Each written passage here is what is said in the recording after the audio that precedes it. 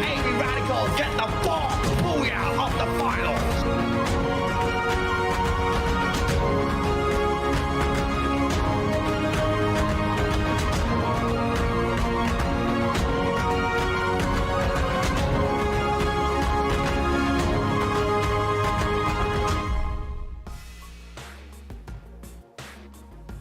Let's start this day strong as we bring to you again Free Fire Garena MCPS Majors Season 5. My name is Kuku TV together with the one and only Neptune, the Gentleman Gaming. And right now we are in week number 1, day number 2. We saw yesterday, Neptune, all of the Free Fire action, all of the random maps, all of the brand new maps that we have unfold. And right now we're going to bring to you another set of the maps, another set of teams. And right now, let's see if the Malaysians can actually get that number 1 spot, as right now we are still with Ilustrados Juegos getting that 80-point mark. Neptune, how are you today?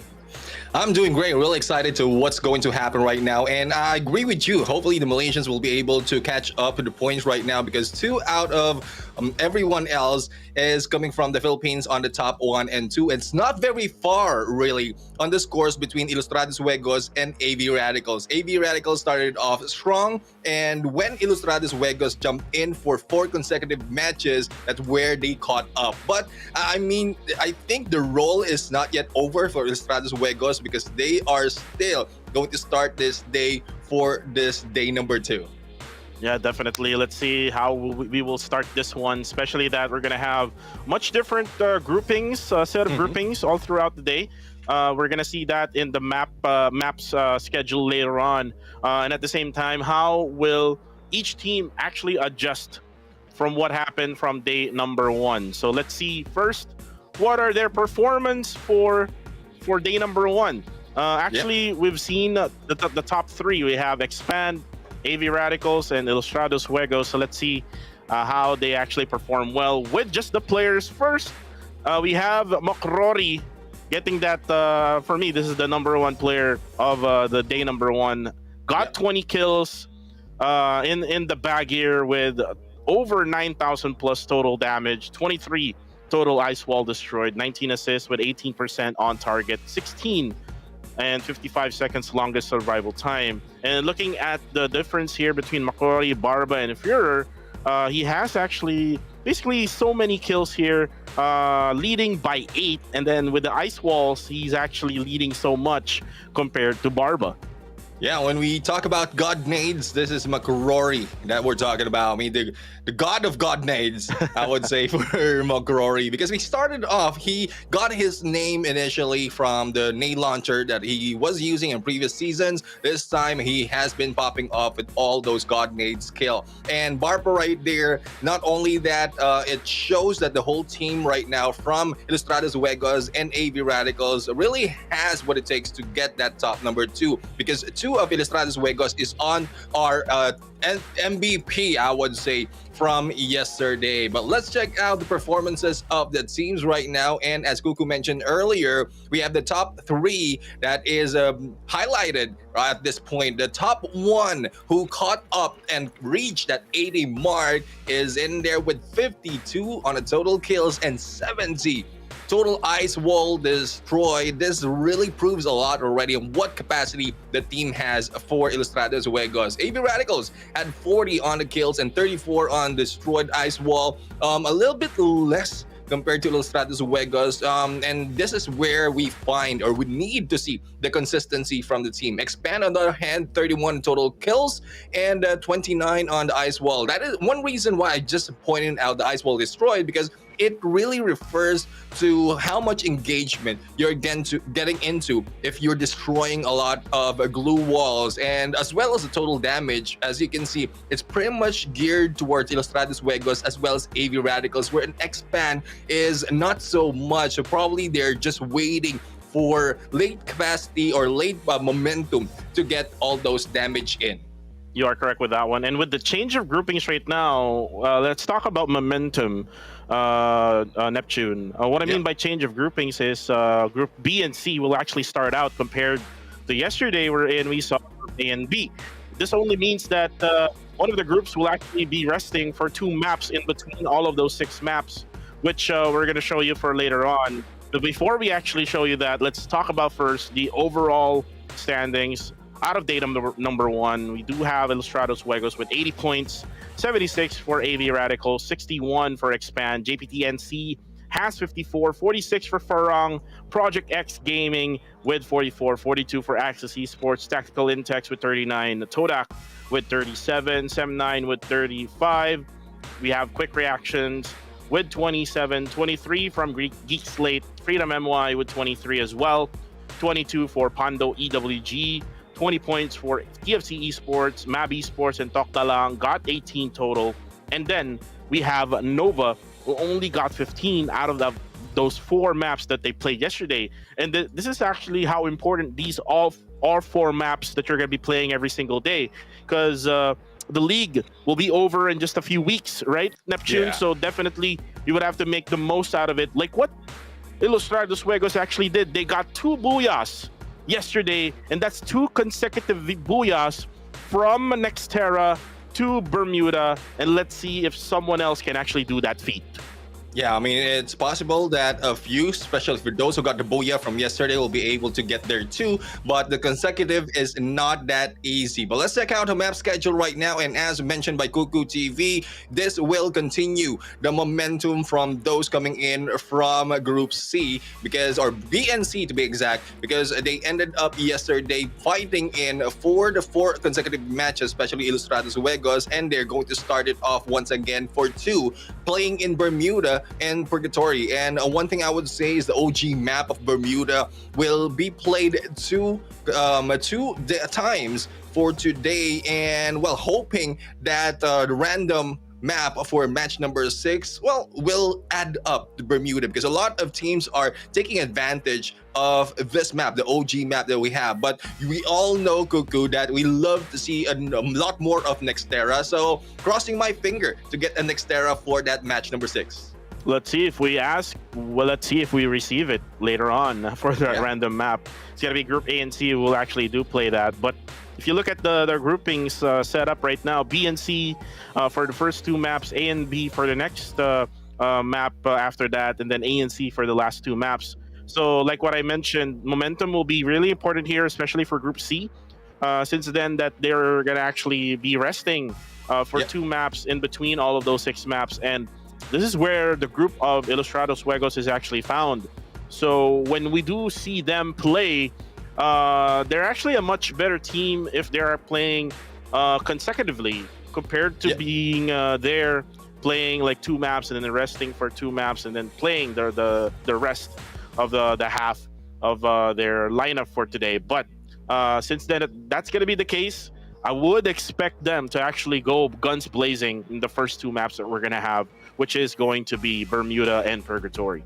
Yeah, exactly. And they will be fighting a long expand right here. And looking at historical records, we have 31 in the total points that was captured by Ilustrados Juegos on Bermuda. And for expand, it's a total of 30. So it's more of the like the accumulated points that expand have for 2 maps. Wherein Ilustrados is still taking the lead between these 2 because they only played only 1 map right here. But that is enough for now for the players. For you viewers, there's a lot more to be offered because we have a giveaway. This is the pet skin Party Arbon, part of the collection of the Pop-Pow, wherein you will be getting this awesome. Yesterday it was a t-shirt. This time Party Arvon is wearing that jacket of similar style from the t-shirt that has shown yesterday.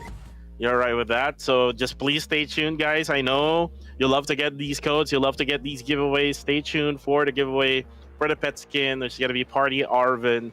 I know you would love to get this. So again, please stay tuned to get that that code, and actually be ready for that screenshot, Neptune, as well, for us to be able to show them how good looking we are. But for now, Neptune, after that giveaway, we're gonna focus more on the action here in the MCPS season 5. So now, since then that we're done talking about the giveaway, let's talk about how the other teams can actually bounce back from yesterday. We've seen Farang able to actually get that final booyah in day number 1, wherein they got it in Alpine, and it actually benefited Farang in that situation, wherein they were out in the open together with Axis, and Axis were just 2 members remaining compared to 4 of Farang. So I think it's best for Farang to make their roster complete until the end of the game, so that they will have a much better chance of winning that booyah.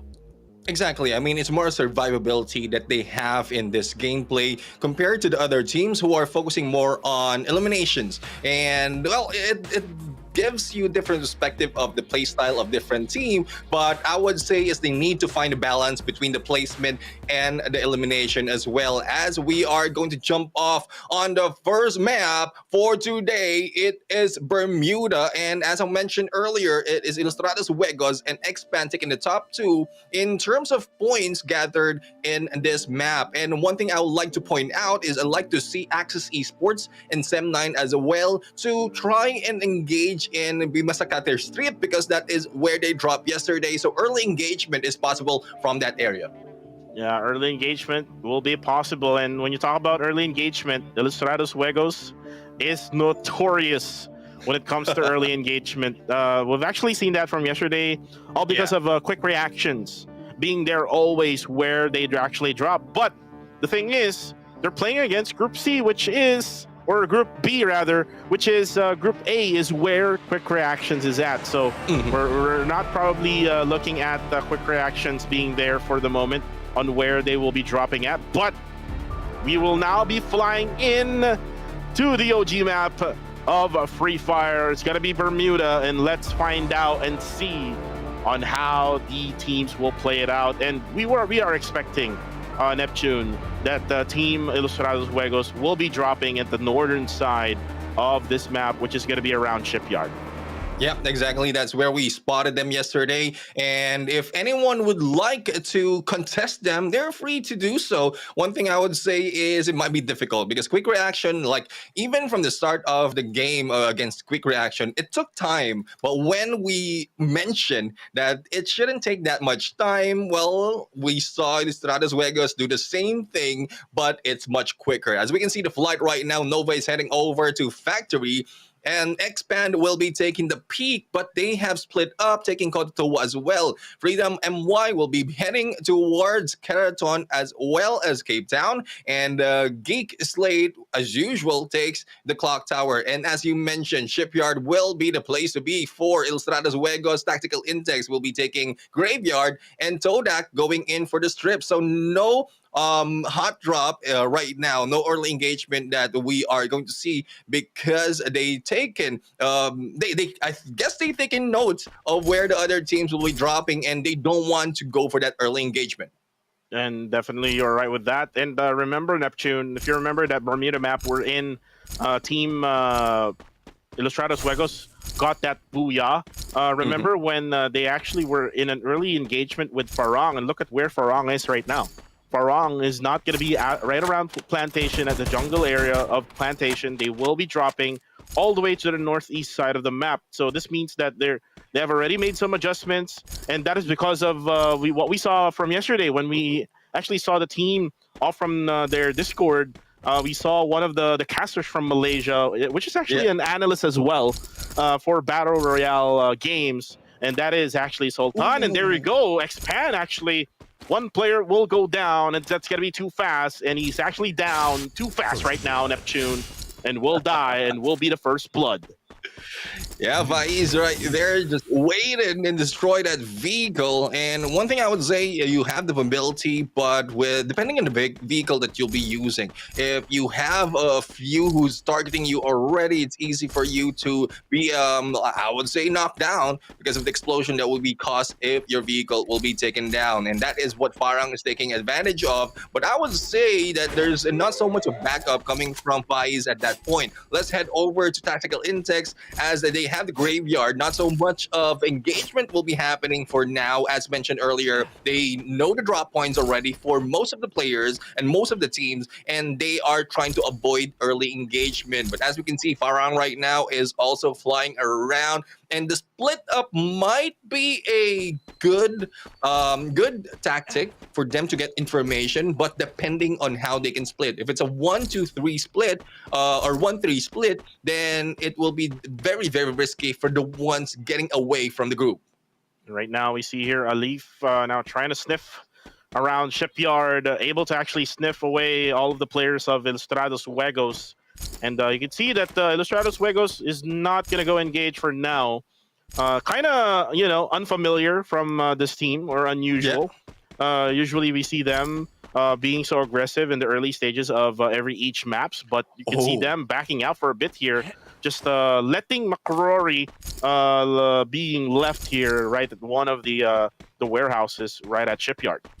Yeah, I mean, I guess they need to bait our Alif or anyone from the other teams to move in. 4 bids has been cited right now, but I think with the position that Ilustrados Juegos has, they have a plan to pinch everyone. Let's go goes in from the crane, and this might be the signal. This might be the cue for everyone to go for the push. Nades might be thrown at Alif that will give Let's Go the opportunity. There's no hit just yet. There you go, boxing them into the container box, and let's see what the rest of the gang will be doing at this point. It's a 1v4 situation if this ensues, and where are the teammates of Ali? And he's boxed in one of those containers, and there you go. Let's go. Really going for that smart gameplay, and you've seen that from the previous day that they were really doing that, especially with quick reactions. Neptune in the I think it was in the next Terra map, wherein they actually boxed in the last player, Kwasi, of quick reaction. So that's what they did there with one of the players of Farang. It's kind of like a risky play coming from Farang as well. I would suggest them for them not to mess up with Ilustrados Juegos for now.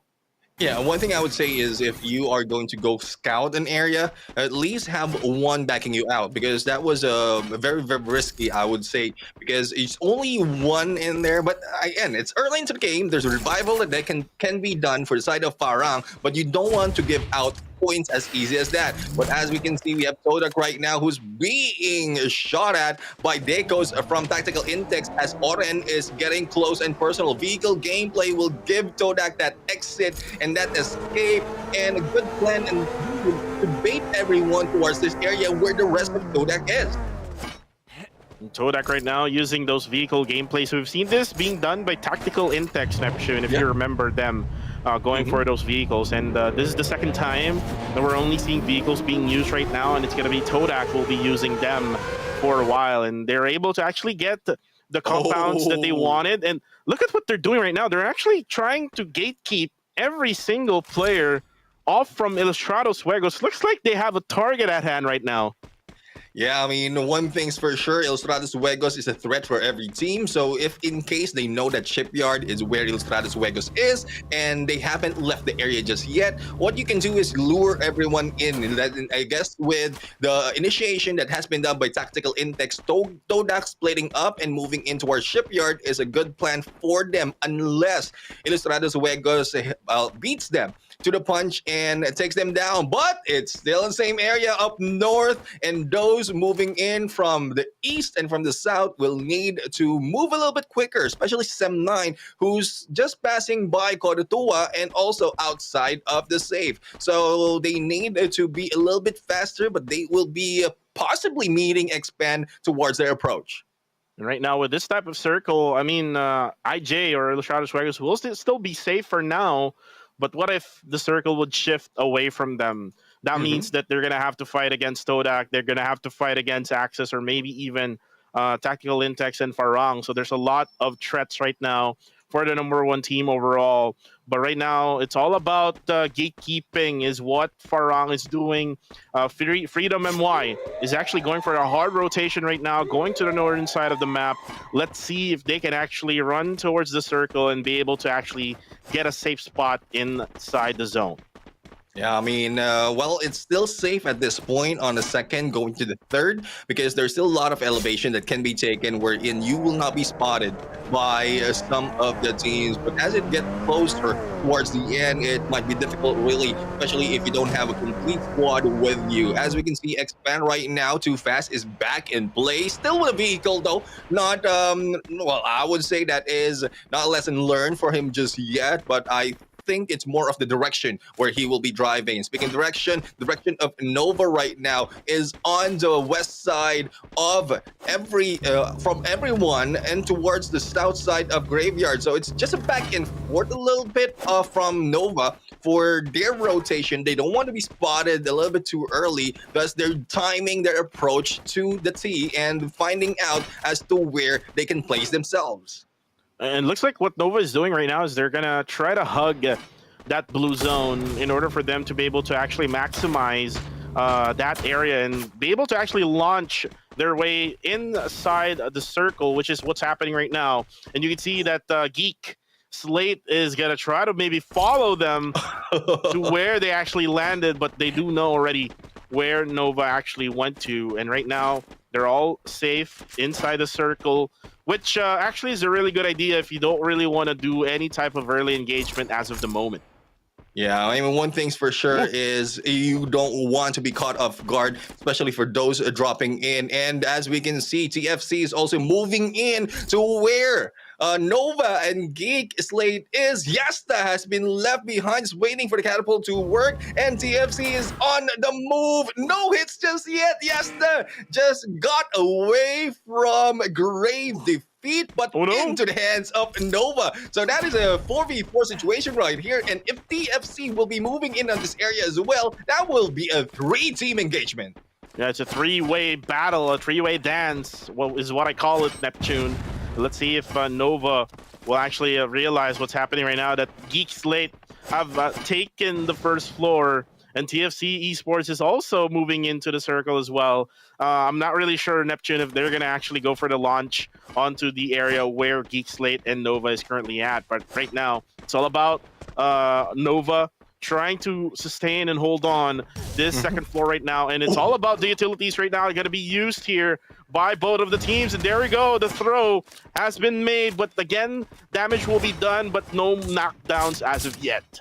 Yeah, no knockdowns as of yet, and I think if I am TFC, I'll just be waiting once takedowns has been done between these two teams before I move in. But well, that would depend on the gameplay that they have, and so far, because it's all already a few seconds that they have been in the same area. Geek Slate and Nova hasn't gone for the elimination just yet, so it's more of very careful planning as well as passive gameplay for them just yet. No aggressiveness happening, but there as we speak, one from Geek Slate has been taken down. Here comes the approach of Nova to rush in, but where are the rest of Geek Slate? And there goes the back-to-back engagement from both teams. It is Nova who looks like to be winning this one, but 2 has been taken out already for them, and Yasta is the only one alive and kicking. He needs to move. He needs to go for the pickup as well if possible, but no way to go but up. This is a 1v3 situation as a look at it.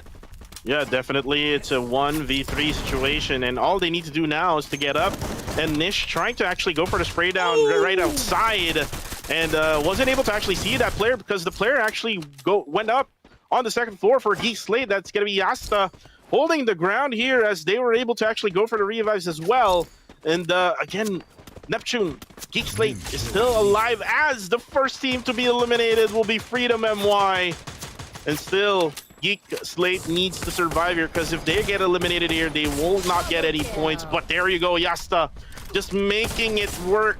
Getting 2 knockdowns, getting 2 kills as well. And that is TFC Esports all of a sudden making their presence known right where ND and Geek is currently at. And there you go, with Nova's help and Geek Slate's help with the 2 knocks, TFC Esports is now gone. And look at this right now at Shipyard. It's all chaos, Neptune.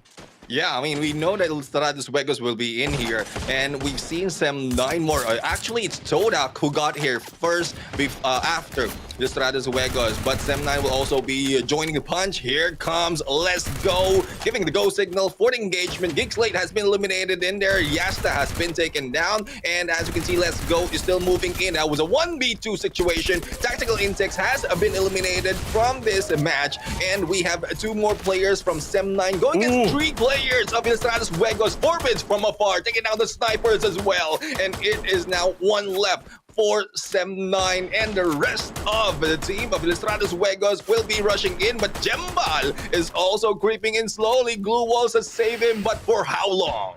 For how long? McCrory actually was able to spot him, but he was actually trying to reload, and there you go. This Jembal gonna be eliminated there in the process as Sem9 is being burned alive here with the zone. IJ, Estradas Juegos, Let's Go, just holding the ground here, gatekeeping them from getting inside the zone as they're actually up above. Let's Go is actually down on the ground as Victory on the kill feed, able to actually eliminate McCrory. So now it's only going to be up to Let's Go, who can try to survive here for Team Estradas Juegos, still with 7 teams left alive. 7 teams left alive. Expand right now is a battle, and we have to find out but Sem9 has been eliminated from where we were before, and I think it is coming from a different team. Nova is also in the battle against Access Esports, and as we see, Expand is just breaking all those glue walls for them to have an opening against a TD. Toktalang right now is in here being rushed by everyone from Expand. I love how they are going for the Ubi gameplay, not getting away from each other, just sticking together and trying to survive. And that triple kill, courtesy of Roy of Team Expand, and now Toktalang just hiding behind a care package, and no go for that. It's gonna be a 3v1, 1 knockdown though for the side of Team Expand, but they're gonna be able to actually go for that revive right away. Now we're down to the remaining teams here. 5 teams remaining left in the 5th stage of the circle. Now you can see that Todak has the circle together with Nova just right at the edge of it. Let's Go still alive, holding on here at top number 5. Yeah, Let's Go needs to be careful though. He is alone while the rest of the team is still a complete squad, as Todak right now only 2 eliminations from them. Even if they got close to the Estradas Juegos a little bit too early, they just pulled in Sem9, and that is what caused Sem9 to go against Estradas Juegos as well as been taken down. Now we have Expand who's rushing the area of Todak, but unknowingly, I think they have an idea, but unknowingly that they are just in there with a wall between them. Expand right now is just playing and waiting for the time, as Todak will be stuck in here in Estradas Juegos, will be eliminated from this game on number 5.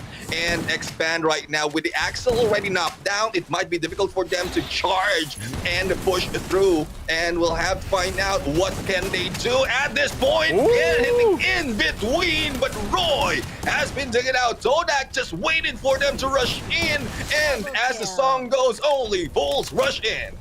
Bulls rush in, and right now you can see Todak now down to 1. It's going to be AMZ just holding with the ice wall being popped up, and Expand is just so aggressive right now, still with a 3-man strong, and they know where AMZ is currently at. It's just waiting for AMZ to actually just go in for... Ooh, no, he's actually going for the revive there. That's going to be clutch revive. It actually happens, and there you go. The revive is actually up, and now it's going to be down for the count here. But then again, 1 more member left for Team Todak, just right behind Team Expand, and you can see their Spark still alive. Neptune, how in the world that he was able to actually go for that revive?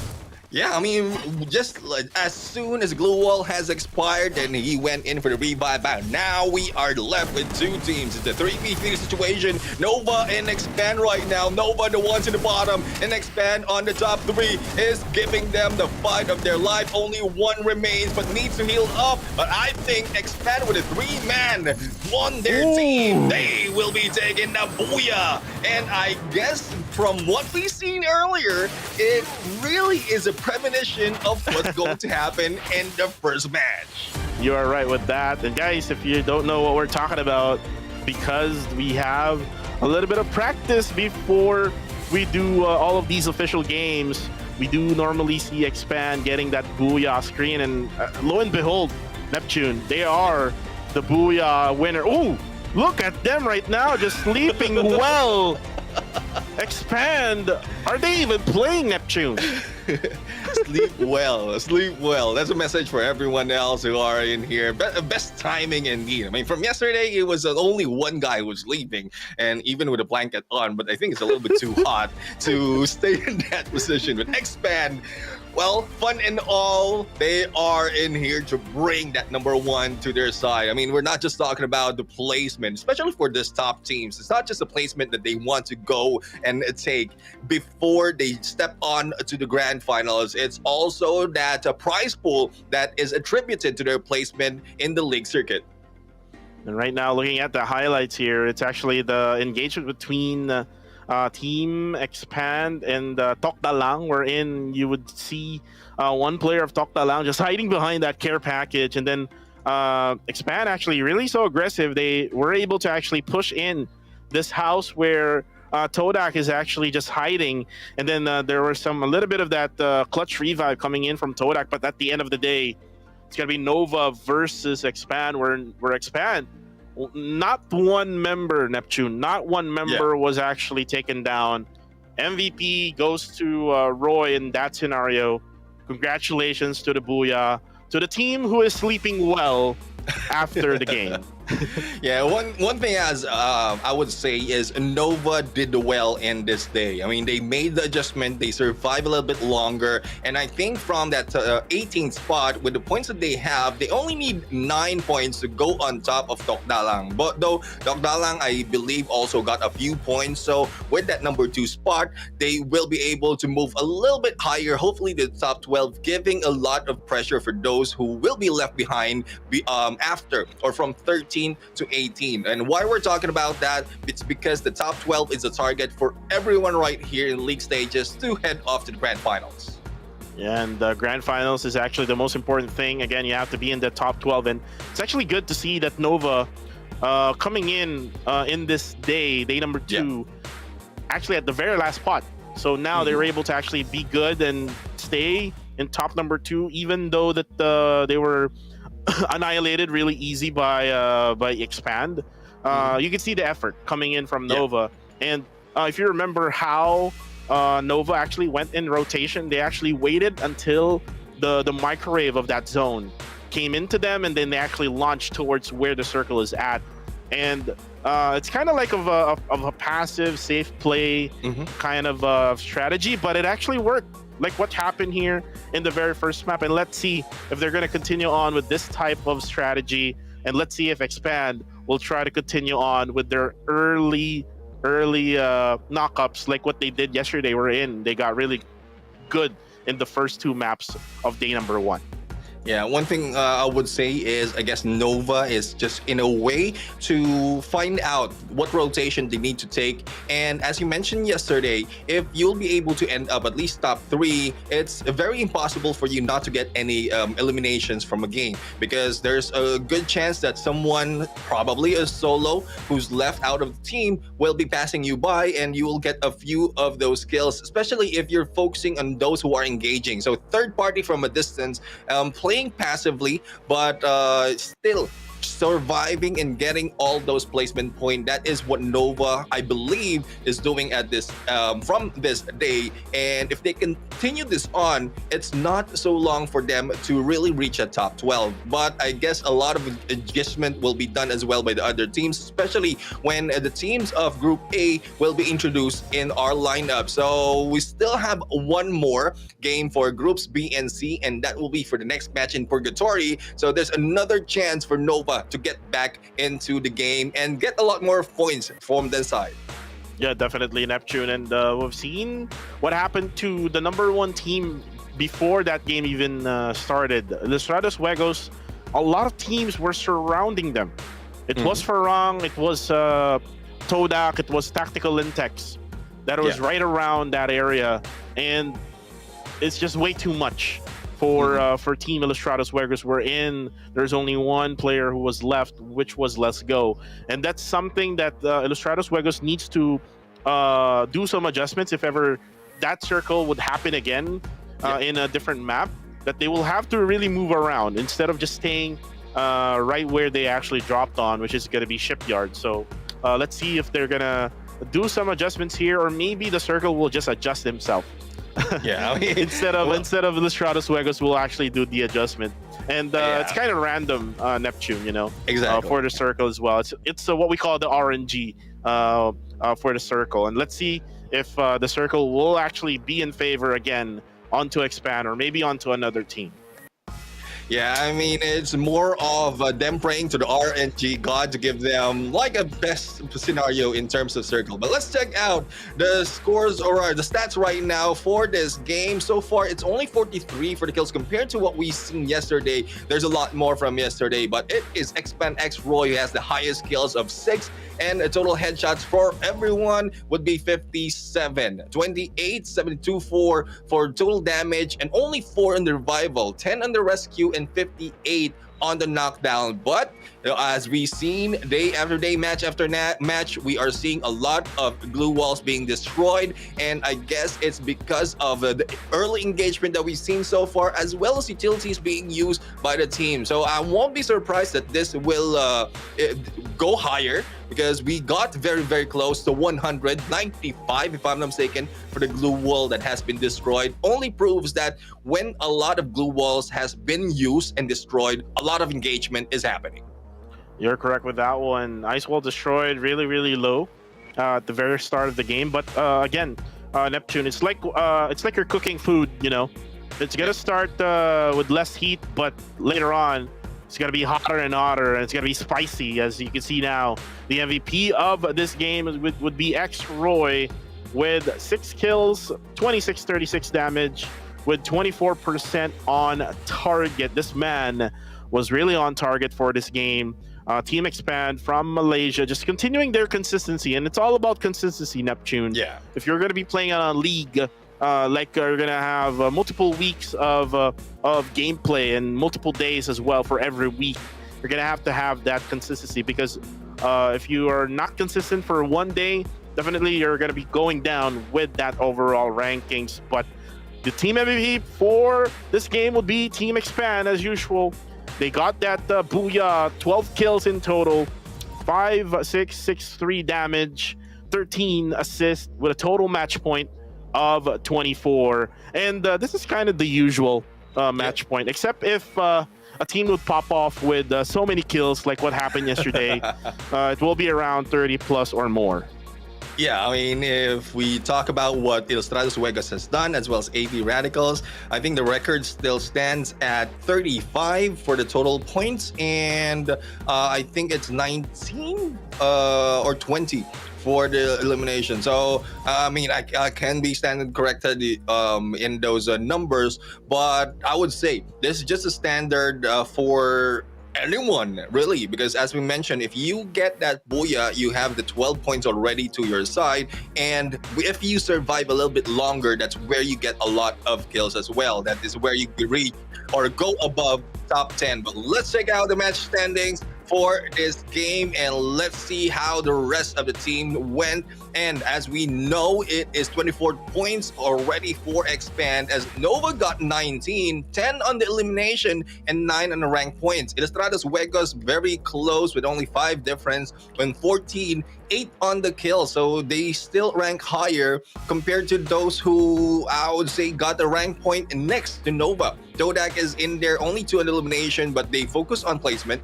Axis Esports pretty much the same, and Farang in there number 6 with 8 points with 5 on the kills. Dokdalang on the right side, 8 on the total points, 7-9 on number 8. Geek Slate with only 4 on the total points on 9, and Tactical Intex with 3. Unfortunately for Freedom NY as well as TFC, they got 0 points in this match. Yeah, and TFC Esports got into 2 teams.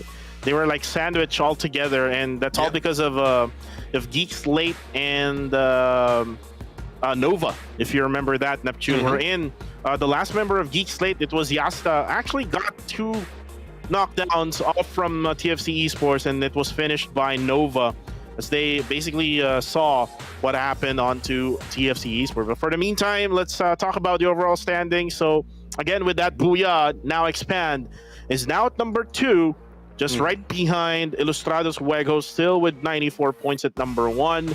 AV Radicals did not play for the first map, so you would expect them to not move at all.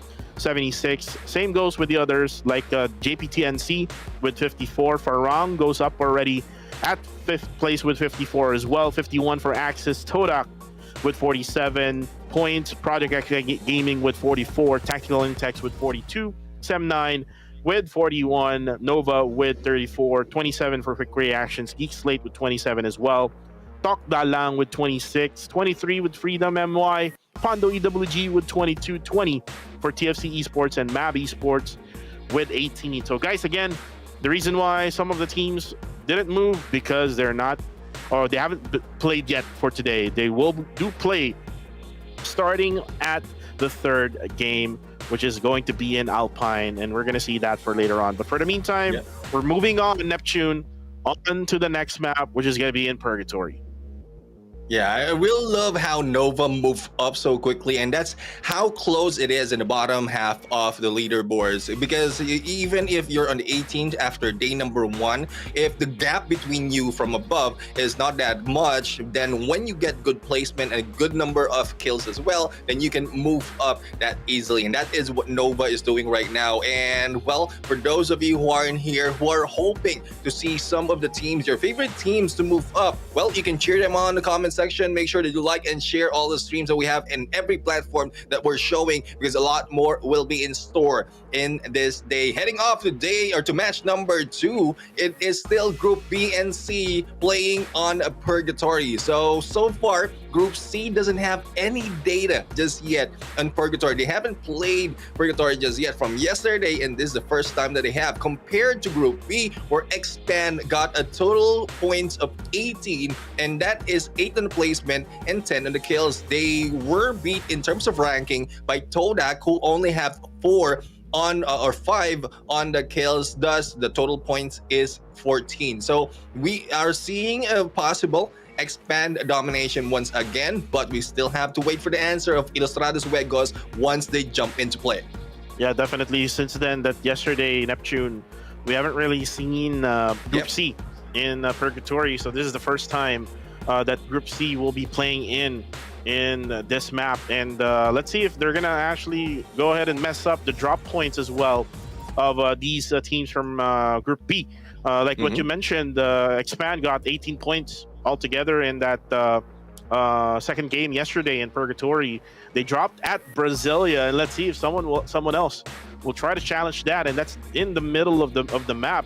At the same time, also it goes to the others. Like we do have Todak, who usually drop at the Crossroads. Let's see if they're going to be dropping together with another team coming from Group C. And I think Ilustrados Juegos will have to really be careful, since then from map number 1 for today, Neptune, we've seen that some of the teams are really getting closer to them, and it's kind of hurting Ilustrados Juegos when it comes to their rotation. They cannot really go out from wherever they're at in their position. So again, they have to do some adjustments with that one as well. And just 33 seconds, guys. We're moving into Purgatory, another one of the OG maps already here in the MCPS Majors. Let's see who will get that booyah.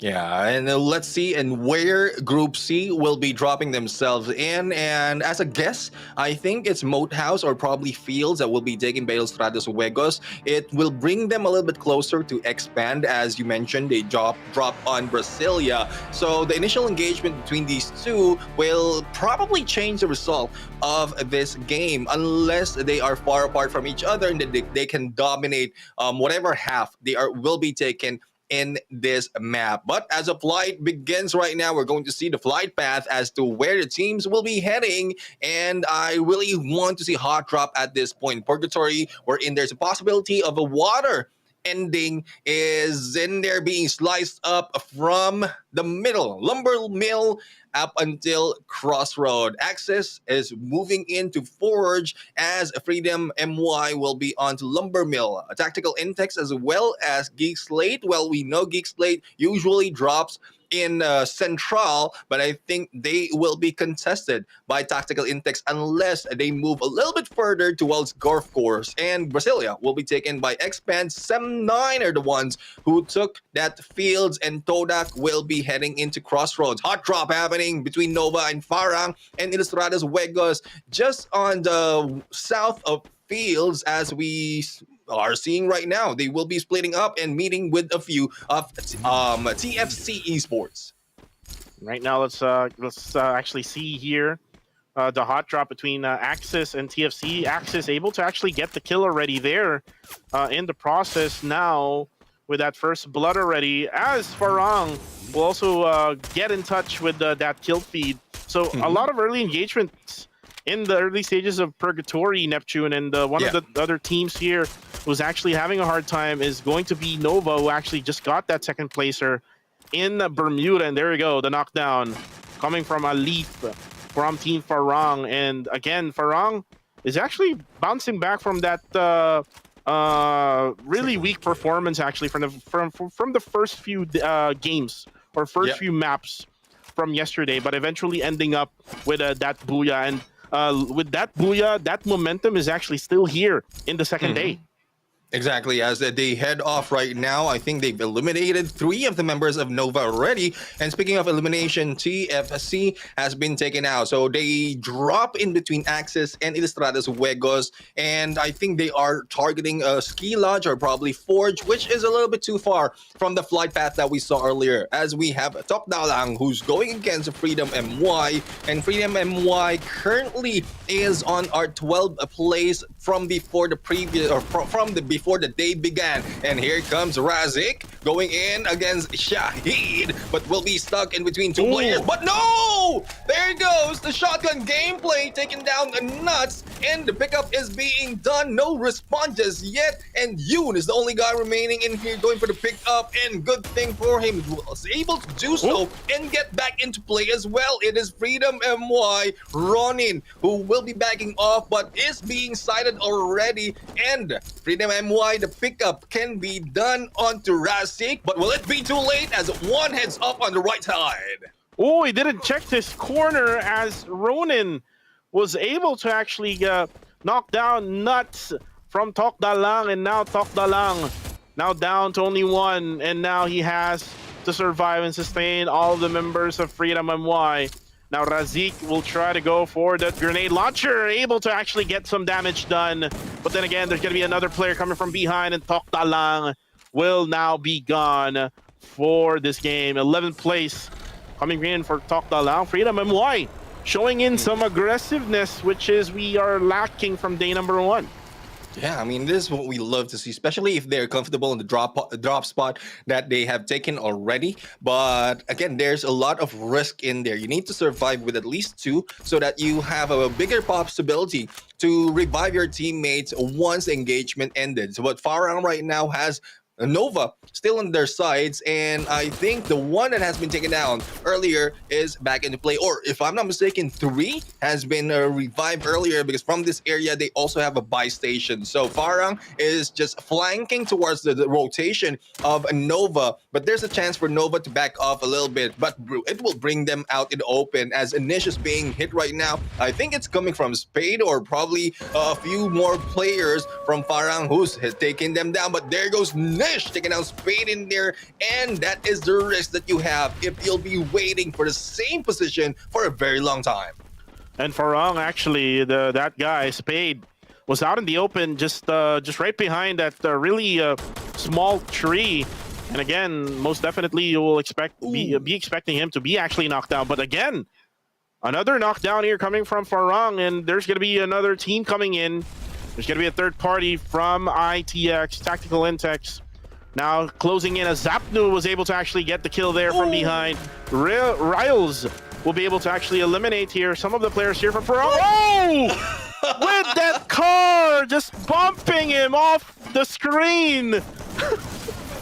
And that's what we're talking about. When we see vehicle gameplay, that's what we love to see. One going in for the rush and crashing against a player. And we love that animation of them flying through. And Tactical Intakes right now take advantage of the business of both the Nova in this game. Only one remains being chased, and there goes Nova being taken down. And Tactical Intakes, as you mentioned, is on the roll. Vehicle gameplay and all.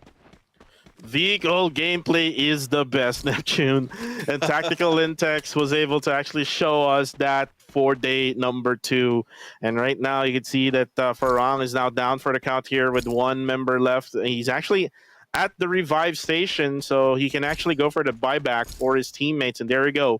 He was able to actually revive all 3 members of Farang. And Farang here can actually go for that regroup, as Tactical Intex is just busy off from looting all the resources off from the dead bodies of the players of Nova and Farang, and then they're gonna just crawl their way through to the circle, just really close from the exact position where they actually battled. Yeah, I mean, one good thing about Tactical Intakes right now is the trigger discipline that they have, not attracting any attention as the battle continues between Farang and Nova, and that's where they took advantage. As we look in the next safe zone or next circle is within the water area, but golf course is, I would say, the safest that Tactical Intakes can take. Geek Slate, on the other hand, will be fighting against Freedom MY, who is being gatekept, I would say, but there goes Hazik being taken down by Razik, and let's see as to how the engagement will be resolved, because so far Peace has a different idea. They want to rush in or probably go in for the flank, but it's a little bit risky, especially as in a few it will be the blue zone will be moving in towards them. So it is Geek Slate who had advantage, and I think that is the plan. Zeke has been revived right there, and that is one reason why they pulled out, or one guy pulled out from this engagement. But Freedom MY is still full with 5 eliminations already on their hand. They are rushing in towards Geek Slate, but Geek Slate has only a few of their players in this area, so they need to run away. Oh, but for the meantime, Neptune is going to be the top of the leaderboards, fighting each other. It's going to be Expand versus IJ. Ilustrados Wegos able to actually eliminate a few members here, all from Expand. And I'm pretty sure that they were able to get that revive. So now it's going to be a 3v4 situation, as Führer is currently out right now for the side of team Ilustrados Wegos. It looks like they're going to actually plan on buying back their teammate as they're actually moving closer to that buyback station. Yeah, one thing I would say is this is what we asked for, but the result might be unfavorable for Expand as for Ilustrados Wegos, as Expand is still a full squad, and Ilustrados Wegos is just waiting for that one guy to be revived, but there's no time for that to be happening, and they need to run away. McRory right now is on the lead as the rest of the team is spread out, and this is what we talked about earlier. Expand will not be straying away from their rotation as well as their position, and the approach is always stick together and go for the rush, and it is what Expand is doing right now with the lead of Too Fast. And there goes a pinch. McRory has been taken down by Suez, and there goes one as another one's being chased, trying to heal up, and Forbids a little bit too close. The glue wall has been pulled in the best timing, but they need to survive, they need to recover, and 3 goes in for the rush, but McRory will be taken out, and Forbids as well. This might be the elimination of the Ilustrados Wegos in this game, as we only have 9 teams remaining. One question is, where is Führer? And thank you very much, production, for giving us the bird's eye view. Bird's eye view is the best, Neptune, and Führer actually just got revived by the team of IJ, so definitely won't be able to actually go for the help out. So what he can do right now is to actually just hold on, and maybe we'll try to go for another buyback for his teammate. But for the meantime, let's look at the fishes in the sea. This is Axis Esports. We have here Ashura right now, just going on to the other end of the island here of Purgatory, as the circle right now is just focusing right around Golf Course. There we go. It's going to be at Golf Course, and we're going to see a bunch of gatekeeping happening here right around Quarry. We are having some gunshots or gun battle here right now between Sem9 and ITX. Todak really smart, not going through that engagement, but there we go. That's gonna be Zen now pushing in because of Fikri, able to actually knock one down on ITX, and now with the defense being done here by Tactical Intex, they're able to actually not get knocked down and not get killed by Team Sam9. Yes, Phoenix right now taking the lead in here to give out information as well as an initial frag in this engagement. There goes the takedown by Oren, and Tactical Index right now is really going strong. And Decos has been taken out by Raja from afar, but Oren right now is fighting back against Fikri, but Fikri will not be taken out just yet. It is a 3v3 situation, if I'm not mistaken, but Sem9 with a vehicle gameplay just disrupting all the rotation that can be done, and Tactical Index is now on the higher ground and also on higher advantage in this fight. Sem9, who's just hiding out in that corner, it is Raja, and let's see how will he do it at this point. Not so much, because there goes Tactical Intex giving them all the aggression in this fight. Zenopi, the only guy remaining, trying to go far away into the blue just to survive. I think he's not gonna get inside anymore, Neptune. I mean, you're ablaze. Yeah, he's just gonna hide with the vehicle right now, right around Quarry, and maybe we'll try to just sustain the microwave being done right now by the zone. But for the meantime, bird's eye view right now here as we look on to Expand. Expand is on the lower ground right now, up against Team Axis Esports. Axis Esports has the advantage here, but again, do they have the gun power, the firepower up against one of the top teams right now in the MCPS Major Season 5. As you can see right now, all of the grenades now flying in onto the side of Axis Esports. It's good that they are not getting knocked down. And look at see right now, Neptune, that's why he's not talking right now. He's actually playing with a triple kill right now on the kill feed. And you can see right now, Neptune just putting on some ice walls. Nice defense here coming from Axis Esports. As you can see now that Expand, one player down, one man out already, 2 men up for their squad, whereas we have still 4 men strong here for the side of Team Axis Esports. I love what Axis Esports is doing right now. Previously, what we see from them usually is that they go in for the compound and wait for everyone to rush in and to be inside. But this time, they're going out in the open and going for those eliminations. And with Expand being out of the picture, Ilustrados Huecos also out. The top 2 from our leaderboards has already been taken out in this game. It's about time to see one more to go and move up into the standings. Tactical Intex is only Zapno remaining. Phoenix is nowhere in sight and cannot be picked up, but it's still the damage they can do. Ooh. But Tactical Intex has been hit from afar, being eliminated, and I guess that was the blue, or probably that will be a different team who's firing back at him. 5 teams remain in here, and Sem9 with Zen OP only remaining is in trouble. They are in trouble as Vegeta able to actually get one from Freedom MY, and now Sem9 with just Zen just being alive here, and now being gatekept by Chill. All you need to do right here is just snipe and chill, Neptune. Yeah. Just snipe and chill, and you will be able to actually take Sem9 down. But look at him, Zen able to actually put up all of the ghoul walls needed in order for him to sustain, but no, not anymore, as Team Sem9 is now gone from the game, and now we're done with, left with 4. Farang, Todak. We have also the other squads from the other side was going to be Axis, who's now being sniped at by Jambal. Jambal just looking at Vegeta, just proning on the ground right now, looking for some place to stay. But the good thing about this is Jambal is not able to actually take some damage. And there we go. The damage will be done here. And that's going to be because of Alif, not Jambal. Just putting in the pressure here, Neptune, for the side of Axis Esports. Alif already is within the reach of Axis, and there we go. Neptune goes down, and that's why he's not talking right now, because he's actually trying to play this game. Alif here just hiding behind the glue walls. He will try to destroy that at the same time, but look at what Freedom MY is doing. They're now pushing in to the last member of Axis, and there you go. Axis will be gone from this game.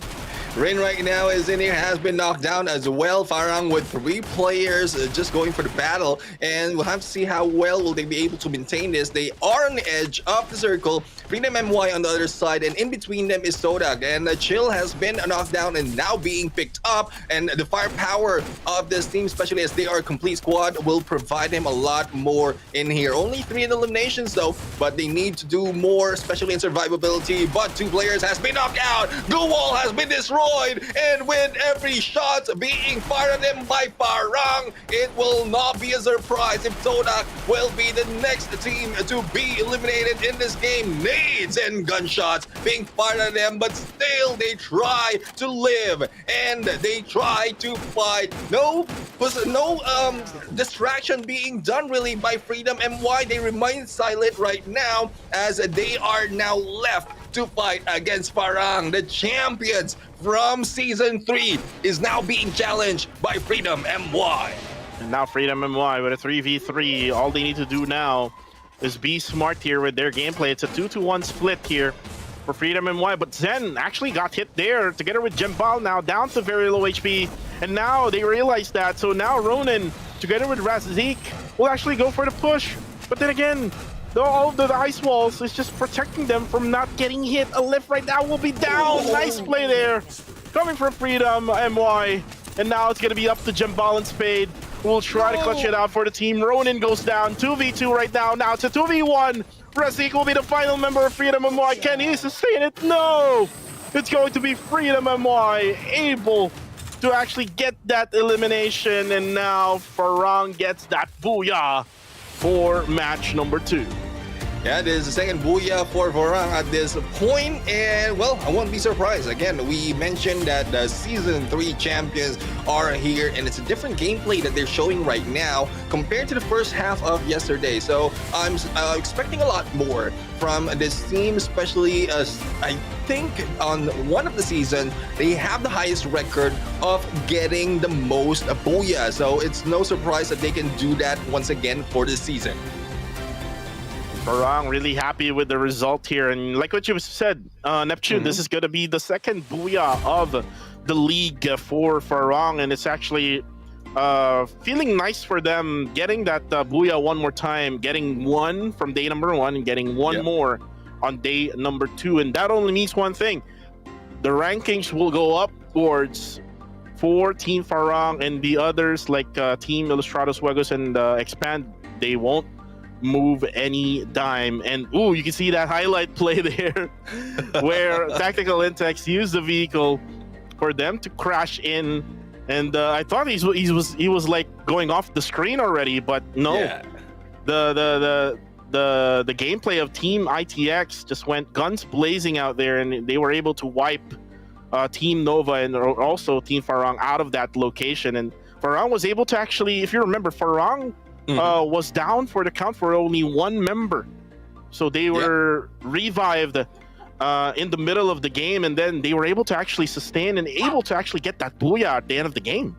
Yeah, I mean, it's more of survivability as well as placing yourself in the best position so that you will not be taken down early, despite of being taken down in some of the engagement. So survivability, I would say Farang really is doing well, but we have to see a lot more from the other teams because they have the potential to really take that booyah. Unfortunate for them, it's either they get stuck in between 2 teams or they are caught off guard on those gatekeeping that is being done, especially for those heading over in the middle of the circle. So a lot of rotations being done well from this map, and similar to what we've seen from Todak, though it's not so much surviving in the close range encounter. It's more of surviving from the far side and the long flank, and if they will tie it up with the long range kills as well, then they will be gathering a lot of points to add up to how much they survive in a game. Well, let's see how well will the other teams will survive now, as we are going to be moving on to the next maps. It's going to be Alpine and next Terra. The groupings will actually change, Neptune as well, as Group C will be resting for now, and it's actually good that Group C will be resting because one of the struggling teams right now is IJ or Ilustrados Juegos, so they will be having some time here, 2 maps of time to regroup and to actually go back to their drawing board and be able Yeah. to actually bounce back in the final 2 maps of the day, which is going to be in Bermuda and a random map, which is the casters are hoping it to be next Terra.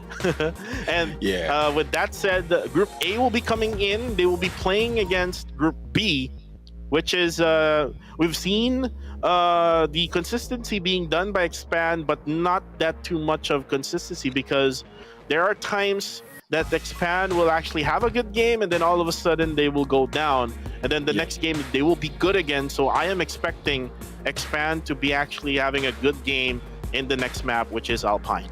Yep, Alpine is where we saw yesterday 3 teams also battling in consecutively or same time in the early engagement. So the drops hopefully will be different this time, because as we've seen earlier on the map of Purgatory, some of the teams really avoided some of the drops just to not engage teams that probably might be stronger in the early phase. So as we have noted in here, we have Forest Red that might be a drop for Expand as well as Project X Gaming. We have Basecamp for JPT and C, as well as Parang and Railroad for Map Esports and Todak. But let's check out the stats for the previous match of Purgatory, and let's head over first in the total kills. 49 in total kills, and highest kills that we've seen is from Freedom MY. That is a total of 5 headshots of 56. 33,724 on total damage, 8 on the revive, 14 on the rescue, 66 on the knockdown, and no surprise, we have a lot on the glue wall destroy. That is 77. And you've seen the adjustments here coming from these teams that ice walls or glue walls are not being used that much anymore. It's probably because of the 2 maps that we have been playing on, which is Purgatory and Bermuda. But let's see and find out if it's going to change in the next couple of maps to go, which is we have Alpine and Nextera. But again, looking at that Freedom MY's performance, Ronin able to actually get that 5 kills. That's the highest of that game. And Freedom MY is actually not, have not really shown really good performance from yesterday. So again, really nice adjustments coming from them in this day, and they were able to actually get up now with the booyah, with a not a booyah, but with a really good performance coming from their team with that second placer in that Purgatory matchup. And the MVP is actually going to be Ronin with that 5 kills, 1,883 damage for Ronin, and then 36% on target. And is this like the highest or maybe the second highest? Second highest. Yeah, I second believe. highest on target that we've seen so far out of all of these 18 teams that we're having right now in the MCPS Major Season 5. And we've seen Ronin earlier on with that gameplay all up against one team that they played up with that scenario. It was Tokta Lang, and Tokta Lang was just not ready with everything that Freedom MY was actually showing in that scenario. Yeah, and let's check out the team MVP for the previous match, and it is Farang. They got 11 on the eliminations, 9 the assists, 5,315 in the damage, and a total of 23 on the match points. So the second booyah has been taken by Farang, and it's no surprise that they will be moving up a little bit higher on that leaderboard. They might be a little bit late on catching up, but I would say the champions of Season 3 as well as representative for the MCPS region and one of the world stage will be in here still going and fighting for their chance to get that number 1.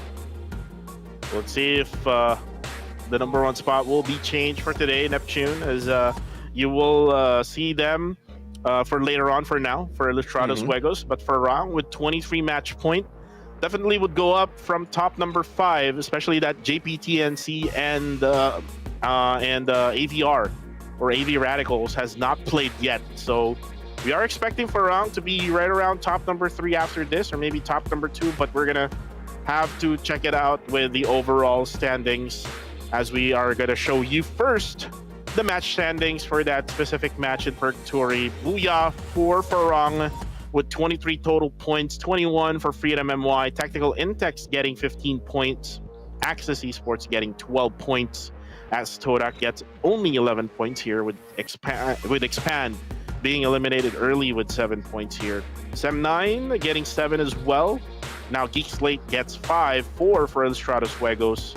Nova gets 2, 1 for Tokdalang, and TFC Esports gets 0. So looking at the performance right now, I'm looking always at the lower performers here. TFC has 2 consecutive games of bad performance, so they have to do something better here now, Neptune, or else they will be stuck right at the bottom part of the rankings.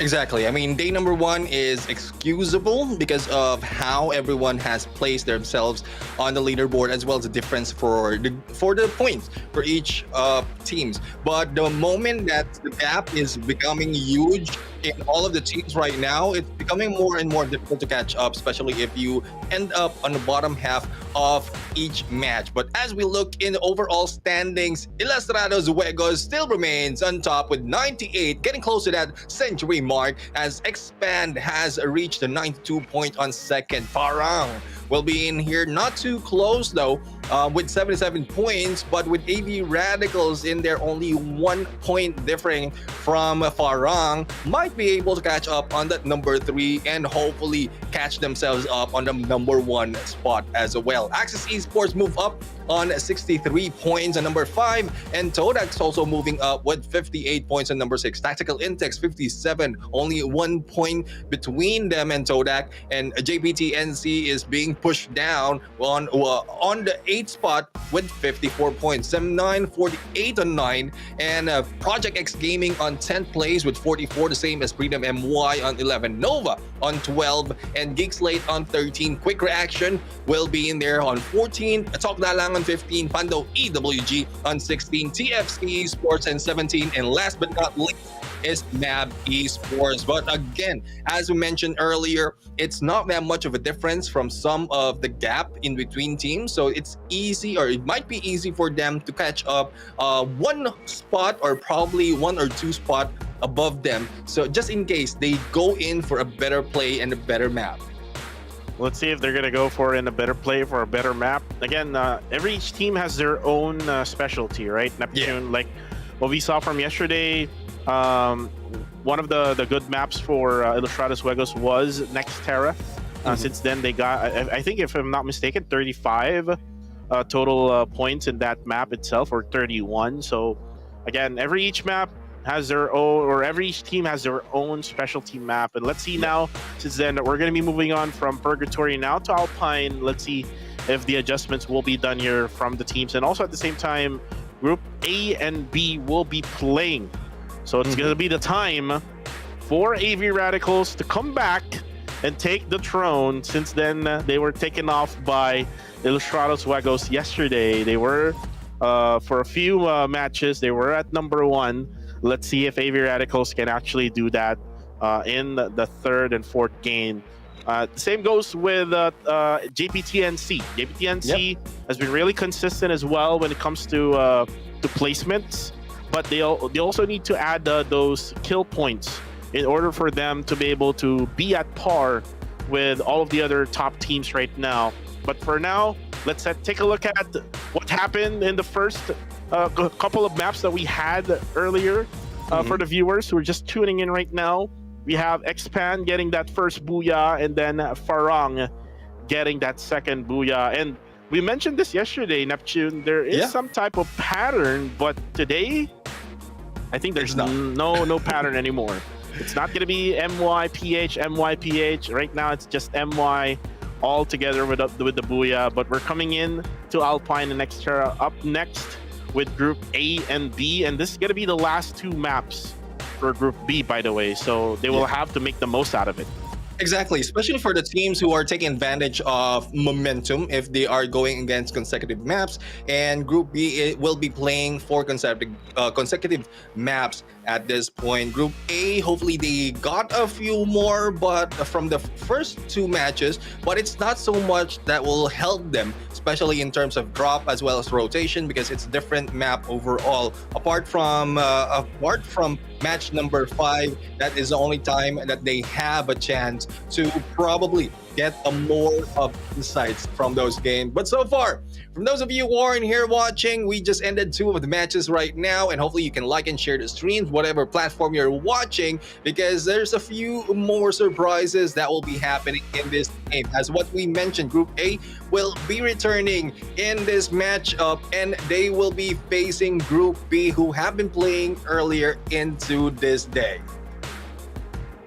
Well, right now, Neptune, we're about to actually go for a really quick break here. But again, we're just, setting for the next map, which is going to be for Group A and B in Alpine. I hope you guys watching right now are enjoying this live stream. And please keep on sharing this live stream right now, as we're going to move on to the next few moments. And for now, Kuku TV and Neptune, the Gentleman Gaming, will be right back for the next few games to come.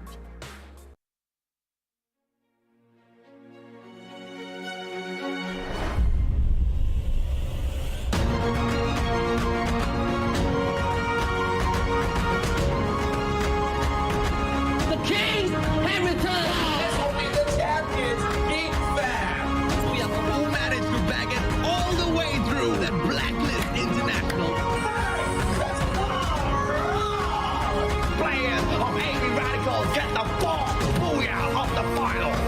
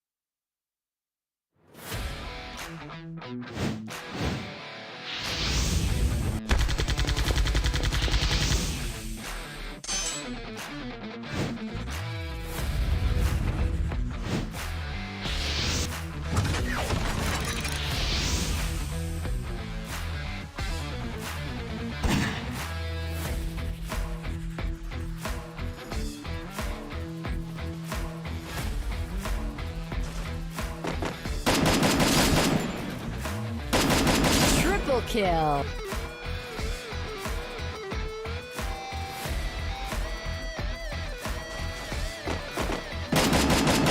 Double kill. Triple kill.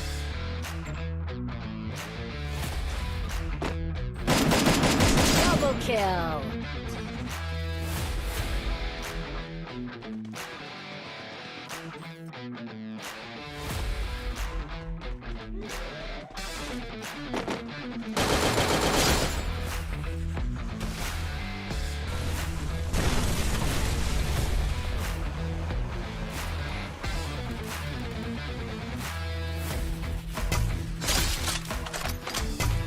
Double kill. Triple kill.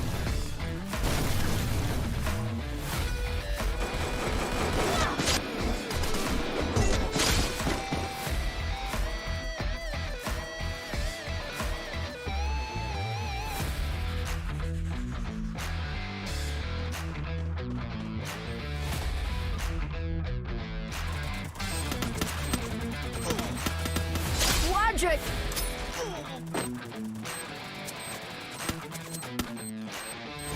Triple kill.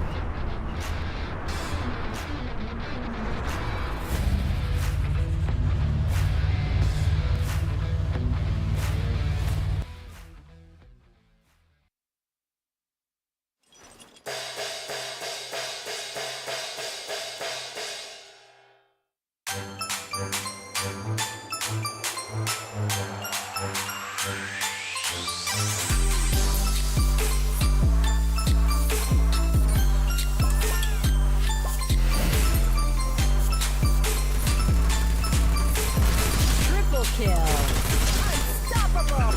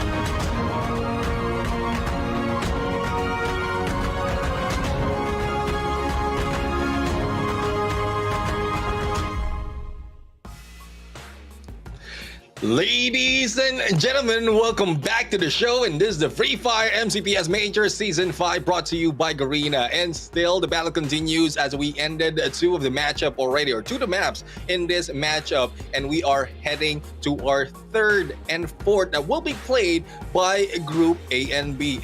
Group A will be returning in here after resting for the first two matches, and earlier we saw how Ilustrados Juegos maintained their top spot, but we are seeing a few of the teams, especially Farang, catching up to them. And here is where we are going to see a rest from Ilustrados Juegos, and also Group A and B. Well, B will be moving up still for two more matches. And on the caster's desk, I am Neptune the Gemma Garcia. Together with me is Cuckoo TV. Well, right now, Neptune, let's talk about Group A in Alpine. Team AV Radicals, if they really want to get the throne for number one spot, they need to be better with Alpine, since then from yesterday, they didn't really do well in the map of Alpine. I mean, they got really good score with double digit with 14, but they have to do more than that in order for them to get that top spot one more time. And again, they have to go up against with the second placer of the previous season, which is Expand. So again, the rivalry continues here on day number 2 between Expand and the AV Radicals. And let's see if Expand will be able to bounce back from that purgatory game that they had. I think they only got 7, if I'm not mistaken, in that purgatory map. So now they need to actually get a really good game for the Alpine map. But for the meantime, Neptune, let's show you the code right now. The viewers is waiting for this one, and there you go. This is gonna be for the Pet Skin Party Arvin. It's gonna be MCPS S5 CKSNU 5. So that is the code for this Pet Skin Pet Arvin. And the best thing to do right now, Neptune, is to go for some posing for them to get that screenshot up and running, and let's go. There you go, Neptune. Yeah, I mean, the one reason why we're doing that is just to make sure that when you do a screenshot of the code, is we're in our best pose. Because at some point, I think we've seen a few of the screenshots. I've been sent a few of the screenshots of this code, and we're in an awkward position in terms, or not really position, but awkward faces are being shown in there in the screenshot. So at least we're setting the expectation as to why we're doing the sign of the poggy. But anyways, that is the Pet Skin Party R1, and that is one of the Pop-Pow collection that will be given away as a reward, as a milestone reward in this MCPS Season 5. But heading back to what you were talking about in the previous matchup that we had in Alpine, yes, AV Radicals and Expand is still tied toe-to-toe to each other, but I'm still expecting a Farang getaway in here because they were able to get a few Buyas already from yesterday, and this time one more Booyah, and one of the map wherein Farang took that is in Alpine. The same goes for JPTNC. So JPTNC has a total of 29 points. Imagine that's 17 on the kills from yesterday, and Farang had 11 kills and 12 on the placement, making it a total of 23. So they are the top two in terms of Alpine domination, and we're going to see, or we want to see more from the other teams who really wants to catch up or probably secure their top 12 spot. Well, again, the most important thing always is to get that top 12 spot. But again, we're still on week number 1, Neptune, so it's really too early to say that. And it's really too early to actually just, be chilling, like what the other IGN of one of the teams here would say is to chill.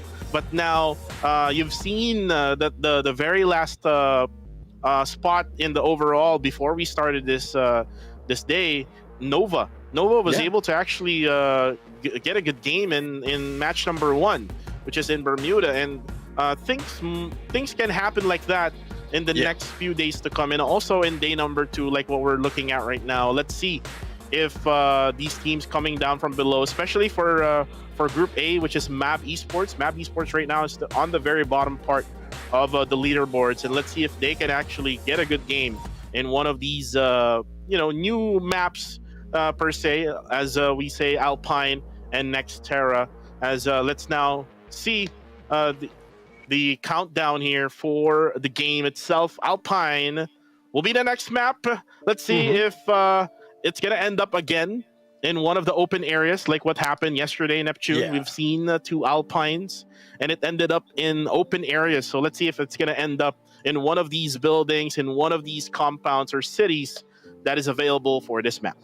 Yeah, I mean, just a little background from Alpine. So it was released, or it was debuted in MCPS last year, and that was 8 months from the launch of the map. So let's say it's almost 2 years now that Alpine has been introduced. So hopefully the teams are familiar here compared to what we keep mentioning, the new map, which is Nextera, who's only 6 months old. So teams right now are more familiar here, and looking at the map itself, it's somewhat similar to Purgatory. So rotations might be different because of how the placement of each compound is, as well as the cities, as you mentioned, but pretty much the same tactics goes for this map. But the flight is about to be shown right now, and let's see how this map will be sliced. As usually, the ideal is in between, but as we go, it is coming from Snowfall, of at least south of Snowfall on towards south of Dock, giving this team of Quick Reaction as well as AV Radicals one of a high-tier loot drop spot, and I guess this will be an early engagement from these 2 Filipino teams. And right now, let's see what's gonna happen now. Here we have Quick Reactions again, having another engagement here with another Filipino team. I'm not really sure if this was talked about before the match even started. Like normally, we would talk to our fellow men regarding drop points, but right now it's going to be AVR versus Quick Reactions at the same high tier loot here at the high tier area. And Barba right now just looting around, still very, very early in this game. Let's see if Cyrene can actually pop pop off again, like what happened yesterday in the very first map, Neptune. Let's see if they can actually bounce back. And right now, Barba will now try to go for the push here. Time Turner for the defense, but no, Cyrene will let him go down. And now AVR will be left with 3 members to actually hold on here. And now Cyrene will get out of that building and will try to go for some defensive position, and we'll try to go for the heal. But then again, it's going to be Expand now, who will try to go for that third party. It's going to be Expand against Quick Reactions and Quasi going for that support from afar. But then again, it's going to be AVR as well, going for the push here onto the side of Quasi. And Quasi actually able to knock down Ramiel as Kaito knocks him down at the same time. And there you go. It's going to be a triple threat matchup here between them, Expand, AVR, and QR. I think Expand already had left off the area, right? Yeah, I mean, it's more likely that they have left off. You don't want to be caught in between these two teams. And AV Radicals, as fast as Barba has been taken down, has been revived that quickly. And that's one thing I would say, if you go in a little bit too near to a buy spot, you can revive your teammates that has been fallen. And speaking of fallen, Shin has fallen in there.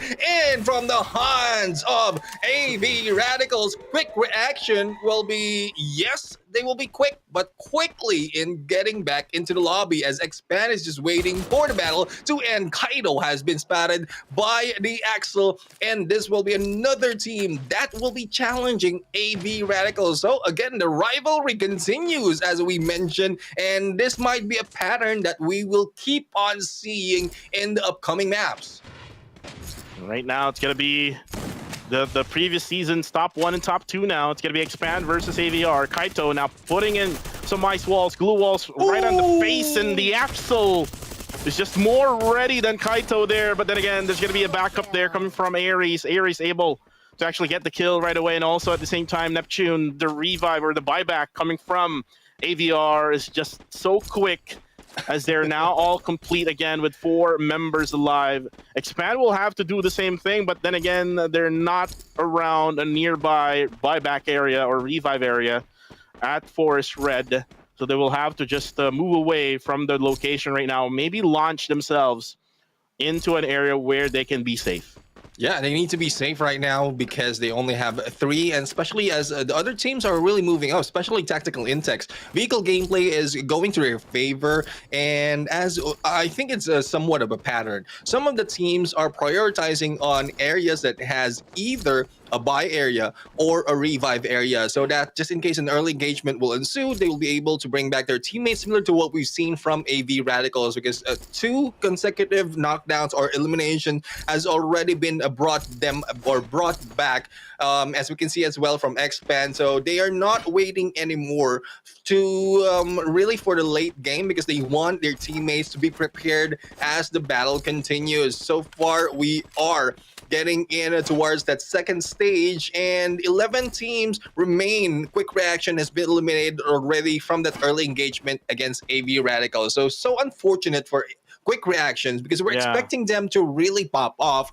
And Cyrene, yes, Cyrene did, but the rest of the teams is not following up on what Cyrene is starting. And I agree with you on that one. Quick Reactions, we are expecting a lot from them, especially that they're really good when it comes to first maps. And right there, they were engaged with one of the top teams, or actually 2 of the top teams in this league. It's Expand and AV Radicals. But for now, look at that bird's eye view. Neptune, Axis versus ITX. ITX, the #1 team off from the qualifiers, now going up against Axis Esports. Let's see if Axis can actually take them down, as Phoenix already just getting set here, but we'll back away for now. It's probably their decision here to actually back out, because they're trying to put up some little bit of that gap here in between them. But then again, there you go. The glue walls will now be popping off from both sides. ITX will back out for a bit here. You're gonna have to check out on Zapnu on the backside here, Neptune. Yeah, I mean, Zebni's been stuck in there, and good chance for him to go for the backstab. But I think with a vehicle, I think he does have a vehicle, but no, he's flying in. But there goes the hit. Merrill was able to take down Phoenix in there. Pickup can be done on Ashura. Phoenix will be picked up as well as Oren will provide a little bit of a pressure for Axis Esports not to push. And it's quite surprising, as we've seen from the previous season, Axis Esports usually are the ones inside a house or a compound, and right now they're the ones challenging teams against the compound. Ashura has been taken down once again by Zepnu, and good position on the roof right now, but it will be out in the open, especially once a revive or pickup has been done. Oren right here going in for the two, I think this is a 2-2 split coming from Tactical Intex. Oh, it's a 1-3 split from Tactical Intex, but with that second floor or the rooftop visibility from Zepnu, it's providing to be difficult for Axis to really go in for the rush. It's kind of like one-dimensional right now for Team Axis Esports, just coming off from one angle. So they will have to actually mix things up here, as Zapnu has that higher ground controlled on that roof. So you would now expect them to actually back out, which actually happened. And at the same time, Tactical Intex will also have to back out from this area so that they won't be spotted by another team coming off from a different angle. And looking at the situation right now, Axis Esports was able to actually find another place to stay wherein they can actually try to stay in and maybe just wait for another team to crash in.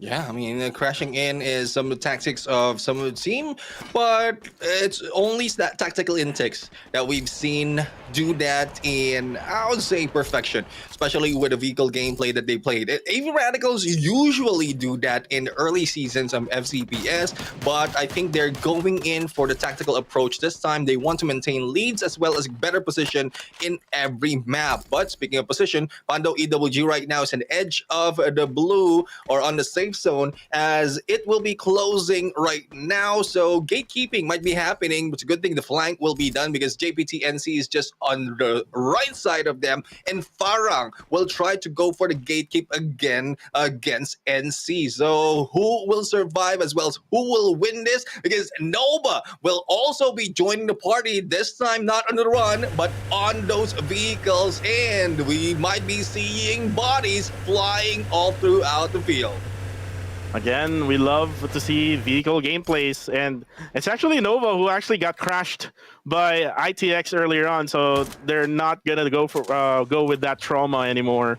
And right now you can see that Rish with that smoking vehicle already will crash into this building, as there's gonna be another team who will be waiting for them, and this is gonna be Pando EWG, and there we go. It's gonna be Rish who will fall down onto Fall. Monito will also try to go for that spray down, but then again, they will also have to chase that blue zone who's trying to microwave them at the same time. And look at Nish right now together with Riles.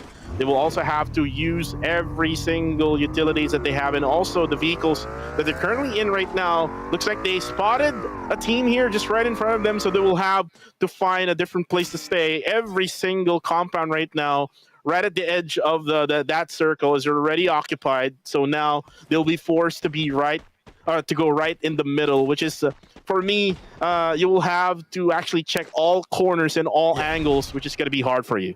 And one thing that they need to check as well is the nearest possible buy spot or a revive area to bring back one of their teammates. Tactical Intex, on the other hand, has a decos spotting in the area, as the 3 members of Tactical Intex will be rushing in. But as we see on the minimap, we have the next circle shown, and they are just on edge. But near them is Expand, and I'm really curious how many members of Expand has, because earlier with early engagement that they have, they might have lost a few, but they are also engaging against Tactical Intex. And as we can see on the map, Todak is running in, as AV Radicals is just gatekeeping them. But I think Todak will be able to survive this unless AV Radicals can rush through AIMZ as well as Chill, because Chill is not chilling around anymore. He is rushing in onto the next, because it's a little bit too far though from up north to where the next circle is. So, and a lot of teams have already taken their compound, but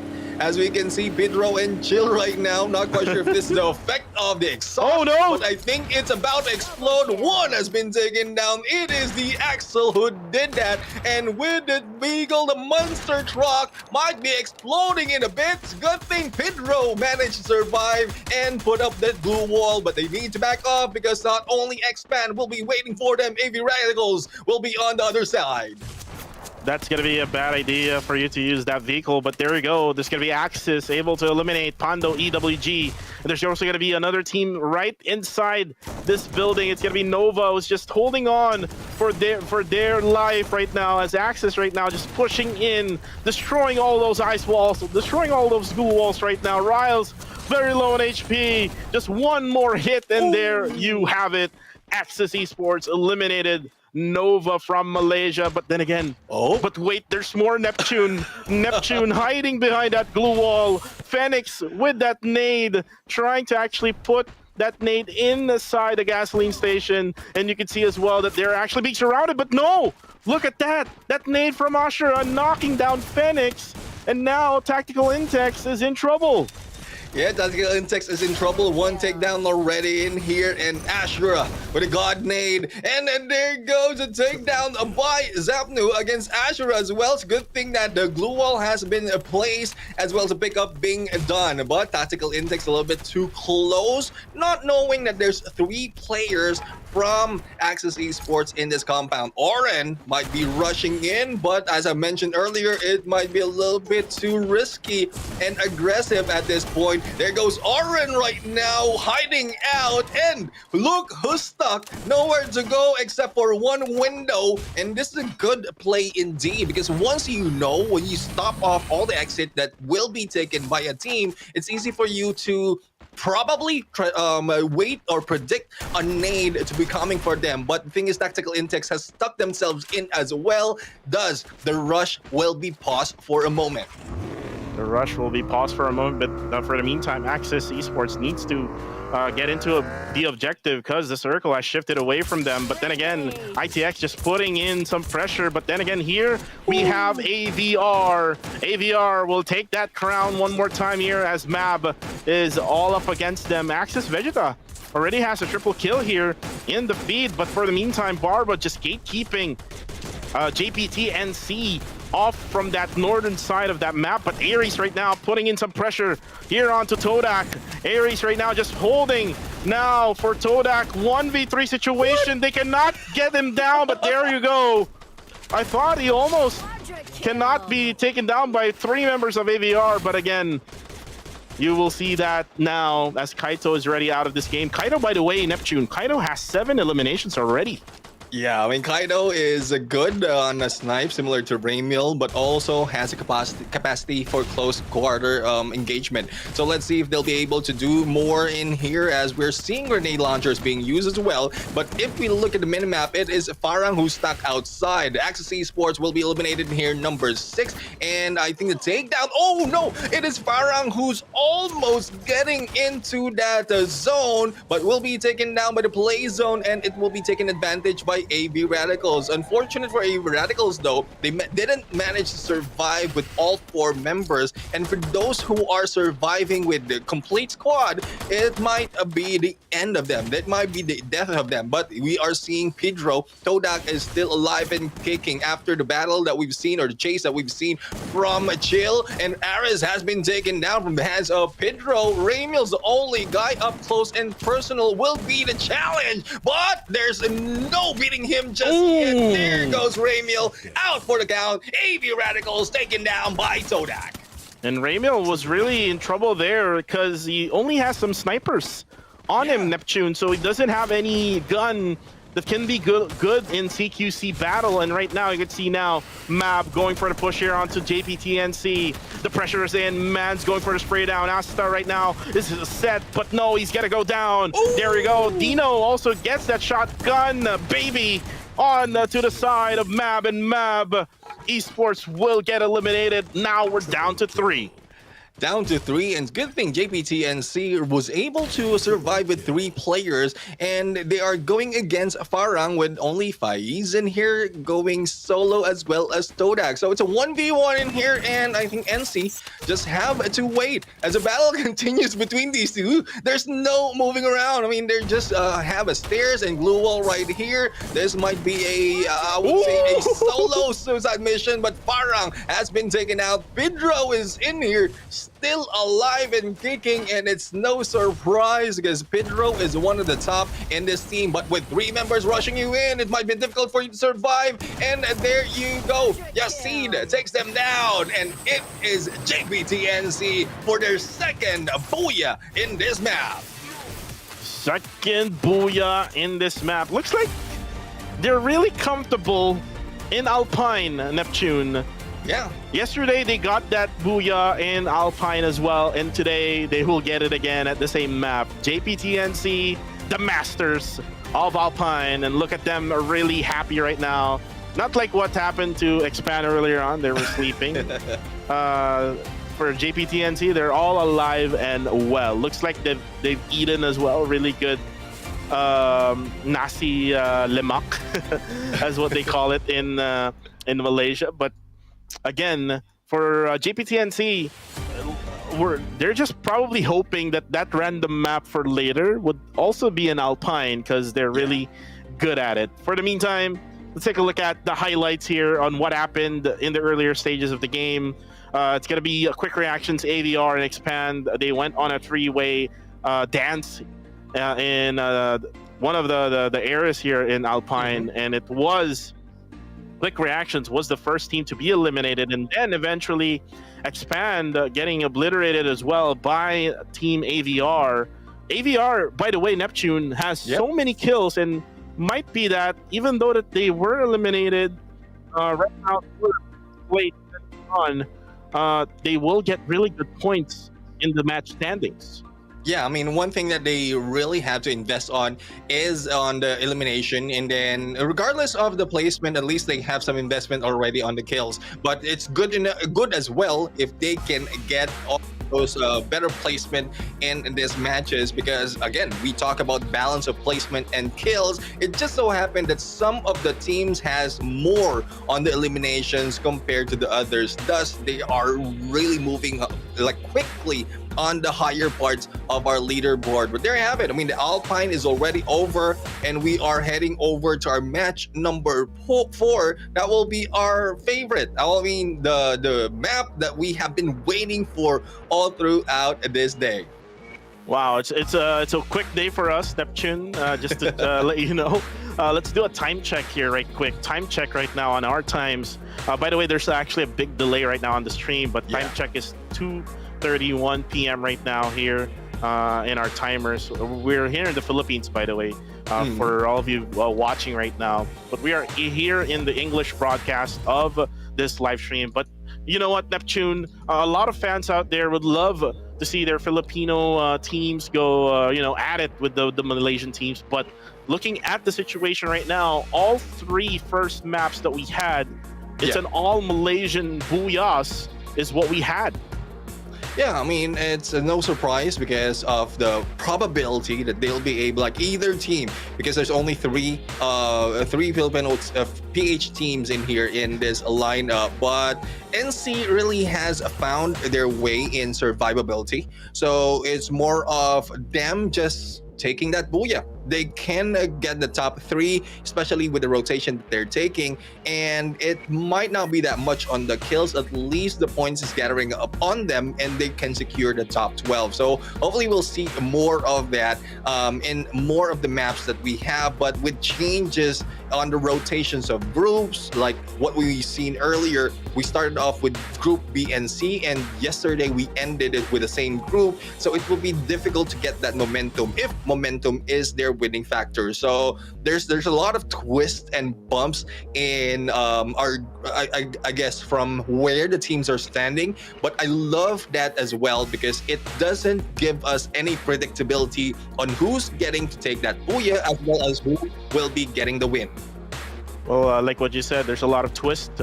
Might be some turns, but it might break your bones Neptune. As we saw earlier, one player from Nova got crashed by a vehicle, and vehicles are used by some, but most of the time it's not being used by most of the teams, and they're just focused on just getting into the objective, waiting for someone to actually to crash in, and just using up all of those utilities that they have, the glue walls, the nades, and all of the guns that they have ready for action. But right now, Neptune, with all of the Malaysian teams getting those booyahs, then we might have to rethink for the PH squads. Like we have quick reactions being always at the same spot where another PH team is at. Remember yesterday, quick reactions is at the same drop where Ilustrados Fuegos was at, and here for today they're actually going at the same drop where AVR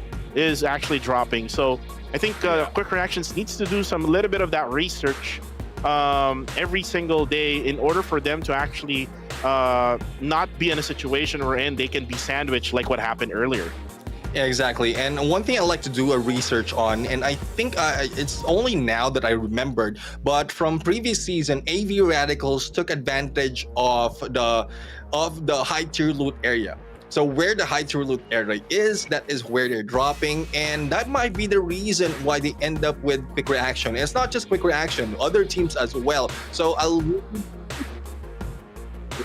see if that is the case. But for today, I mean, still, quick reaction is crucial, and where they will drop in every map, because early engagement is not becoming their forte at this point. Let's check out the overall stats for that previous match number 3. 51 on the kills, 7 on the highest kill, and that is brought to you by AV Radicals Kaido. You have 50 on the headshot and 34,324 in total damage, 9 revivals, 17 in total rescue, 71 on the total knockdown, and again, similar to earlier, I think it's 7-7 as well on the glue wall destroyed.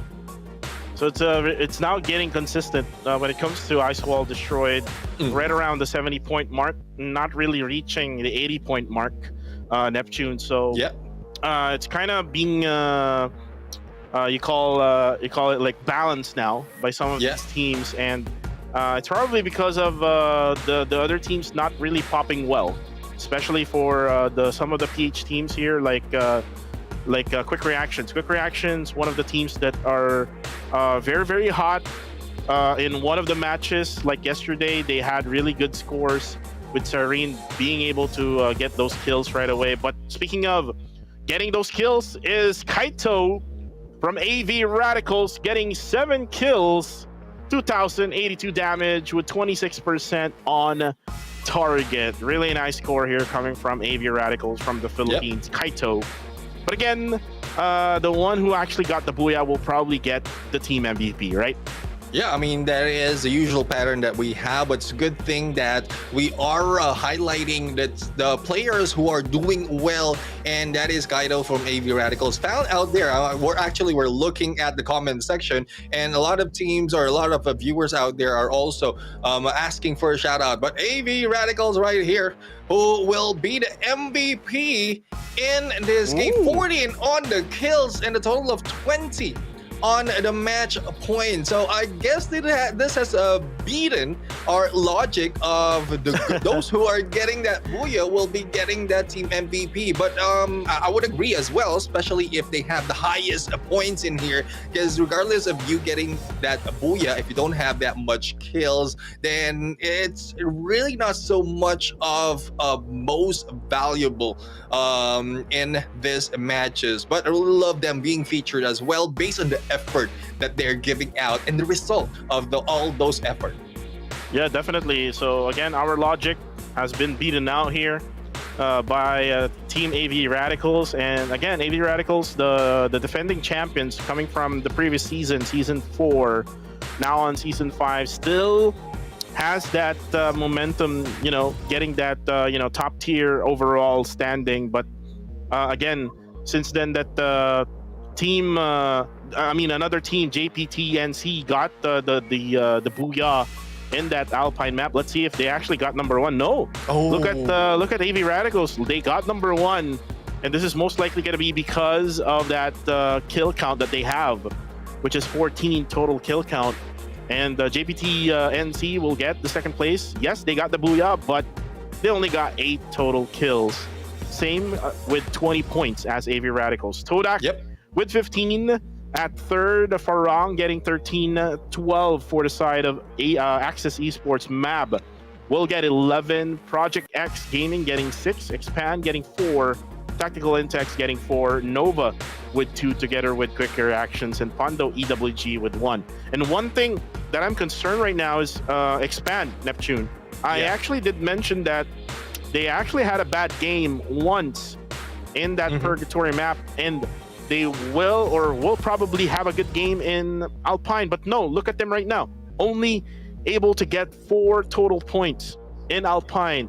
So this only means that they're going to only have 1 more game left for today, which is going to be the next map, which is Next Terra. Yeah, one thing is really if you have very limited chances to getting high points for each map, it will not move you up that much. And as we can see right now, still Stratus Wegos got the top spot with 98, and Expand in there, as you mentioned, not so much in the points, only got 96 in total. AVR, because of the kills as well as the placement that they have or the rank points that they have, it just caught up with everyone from above them, and it's now tied with Expand. Farang in there only 6 points below AV Radicals, and Access Esports is not too far behind as well. JPTNC with the booyah that they got earlier is very close to Access Esports, and Todak also. So these 3 from 5th, 6th, and 7 are very, very close in terms of points, and it's no surprise if any one of them will be overtaking each one. But Tactical Insects with 61 and 8, Project X Gaming on 9 with 50, and on right hand side 48 with 79, Freedom MY on 11, Nova on 12, Geek Slate, Quick Reaction, Mab Esports, Tok Dalang, Pando EWG, and TFC for those on the 10th to 18. So they need to put a lot more of effort in to catch up on the scores, but it's only limited to the group that they are playing into, because with that rotation, as you mentioned, some of the teams only have 1 more chance to catch up, especially if they had played 4 or 3 consecutive already. Yeah, definitely. And it's actually close between all of those teams right on top, at the 90 point mark. Now with Farang inside that conversation. So that's 4 teams right now fighting for that #1 spot. We have Ilustrados Fuegos, Expand, AV Radicals, and Farang. And you can see the level of teams out there. Farang, a previous champion from Season 3. Season 4 champion is AV Radicals. Second placer of Season 4 is Expand. But there's one team that is just knocking on the doors, which is still currently at top #1 spot, which is going to be Ilustrados Fuegos, which we will see them again at map number 5. But map number 5 is going to be later on. It's still on map number 4. It's going to be Next Terra. Like what you said yesterday, 6 months from the time it was released, now we've seen Next Terra yesterday, and it's a lot of fun, ain't it, Neptune? Yeah, exactly. I mean, especially if teams are not familiar yet on drop spot that they will be taking, thus a lot of early engagement will be happening. But one thing I would say is it might be similar today, because A and B will be fighting, and Group B hasn't stepped on the lands of Nextera just yet in this competition. So we're just waiting if they will be challenging the drop spot of these teams. Just to note it out, I think I have it listed right here. AV Radicals went into Intellect Center. JPTNC got into Deca Square, Plazaria for Mab Esports, Twin Bridge for Pando EWG, Deca Square as well for Project X Gaming, and Mudside for Quick Reaction. So those are the notes, and I know there's a little delay in the stream, so even if I cite that down, they will not be able to, I would say, hot drop any of these teams unless it's part of their initial plan. Yeah, definitely. If they have their own coach and analyst per se, Neptune, they will definitely try to go hot drop with these teams who already had tried playing in Nextera. And remember, Group B hasn't really played in this map, so this is the first time where Group B will be playing in Nextera. And when I talk about Group B, this is the group where Axis, Expand, Farang, Nova, Tactical Intex, and Todak is currently at. So with them playing in it the first time, I think they will be so excited with it.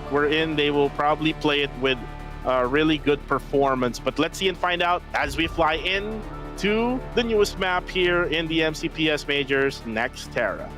Yeah, Nextera right now. I mean, it's just still exciting to see how it will end up unless the teams will not give us a good show right here. But I love how it's being sliced right now from Intellect Center towards Deca Square.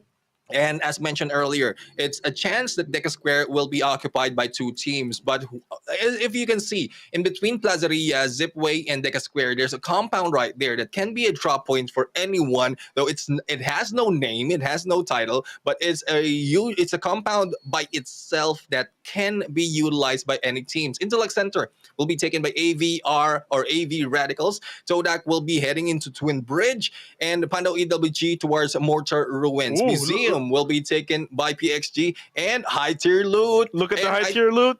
Yeah, I guess the pattern is now being taken by Quick Reaction. They are the ones who are taking the High Tier Loot area, and they're trying to emulate what AV Radicals did in the previous season. Yes, indeed. And right now they're up against two teams. We have Tactical Intex and Mab Esports. Tactical Intex, though, it's actually in trouble because you can see the formation in the map right now. They're actually right in the middle of Quick Reactions and Mab Esports. If they actually don't realize that for now, they will be in trouble for later. So let's see if Team ITX or Tactical Intex will have some of that adjustment. As right now you can see there, Oren now trying to loot up as the first blood will actually happen not here but on a different area. Farang, that's Faiz able to actually get that first blood for their squad. Hopefully we could see that engagement. Right now we have Expand now able to actually take out Sugar off from Mab Esports. So again, we're talking about the hot drop here at the high tier loot area, but we're able to actually see from the kill feed different teams not from this area on the kill feed able to get those eliminations.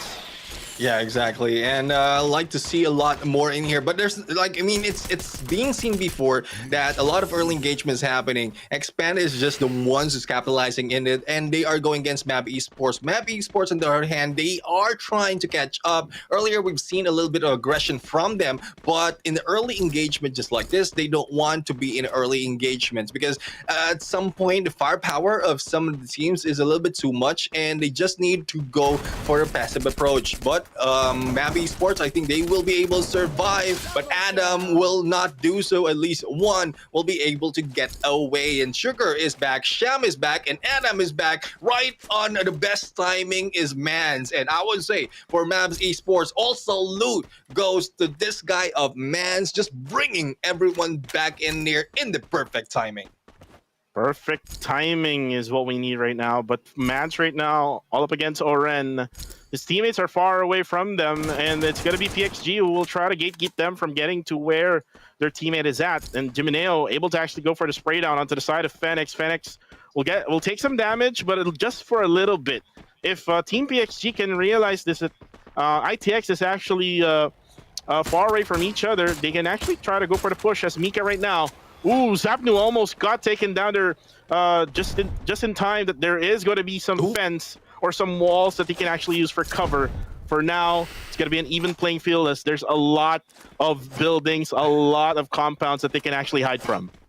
Yeah, I mean, I love that a lot of engagements as well is happening. Earlier, we have a different view. This time, we have Axis and Farang right now fighting, and this is just on Mud side. So I love to see more of the results in here, and this brings the game a little bit faster in terms of ending. Because if in case, let's cut it in half. We have 12 teams, and all of them will be going for the early engagement as quick as the second phase of the circle. We might just have 6 teams, and it might be delayed in the rotation later on, but that it already makes it quicker in the points that the teams will be gathering. But Axis Esports will be challenged by Farang right now, but they don't want to be too aggressive. They want to find the best timing of approach. But as you can see, Axis Esports is moving back. They They are staying close to that buy area though, so that just in case the battle ensues and they have a few of casualties, they can bring them back that easily.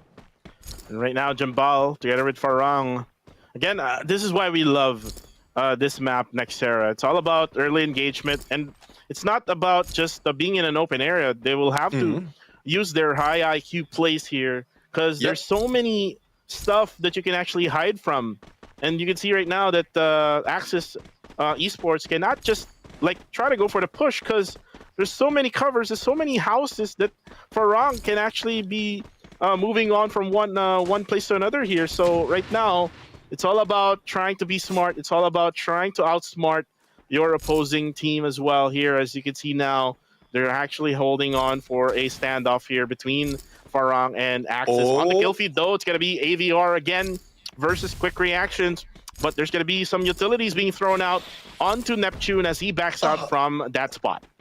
I got hit, but not so much. But here we go. We have Axis Esports right now. I mean, as you can see, there's a little bit of passiveness coming from Axis Esports. They don't want to be caught off guard. But who's caught off guard right now? But Spade wasn't able to take advantage of that. This time, Jembal takes down Neptune. And Jembal almost knocked down with only a few HP. Recovery is being done right now. The blue wall has been pulled up. And I think this will be the scramble of Axis Esports as they are trying to get away from Farang, as Ashura is the only one remaining. No elimination being done just yet from the rest of Axis Esports because they don't want to give that time of the revive being done. And I think it's a chase down that will be happening right here. Ashura, 4 of 4 from this team of Farang, was able to hide out, but half of the HP has been consumed and there's no vehicle just yet.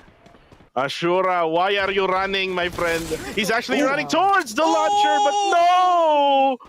Oh, and flexing it off. Farang, Jembal getting the 3K already in the bag for Farang of Malaysia. Axis Esports, unfortunately, they won't survive for this game. But here we are again, another engagement gonna happen. NC versus EWG. Let's see if they're gonna actually go up against each other. But right now, you can see that they're on the map. PXG just jumped off from the launcher. Now nearby, AV Radicals. I think they're in trouble, man. Yeah, we have AV Radicals right now, and if you remember previously, AV Radicals was named PXG as well, so I think that is correct, or I might be corrected, but here comes PXG, Project X Gaming, going for the rush. They have the high ground, and as you can see, AV Radicals is a little spread out, so there's no recovery, just in case you will be taken down. It's a good thing that Barba is far away to get a good visual against PXG. Mika right now on the second floor, had good sight against Barba, but no shot being taken this set.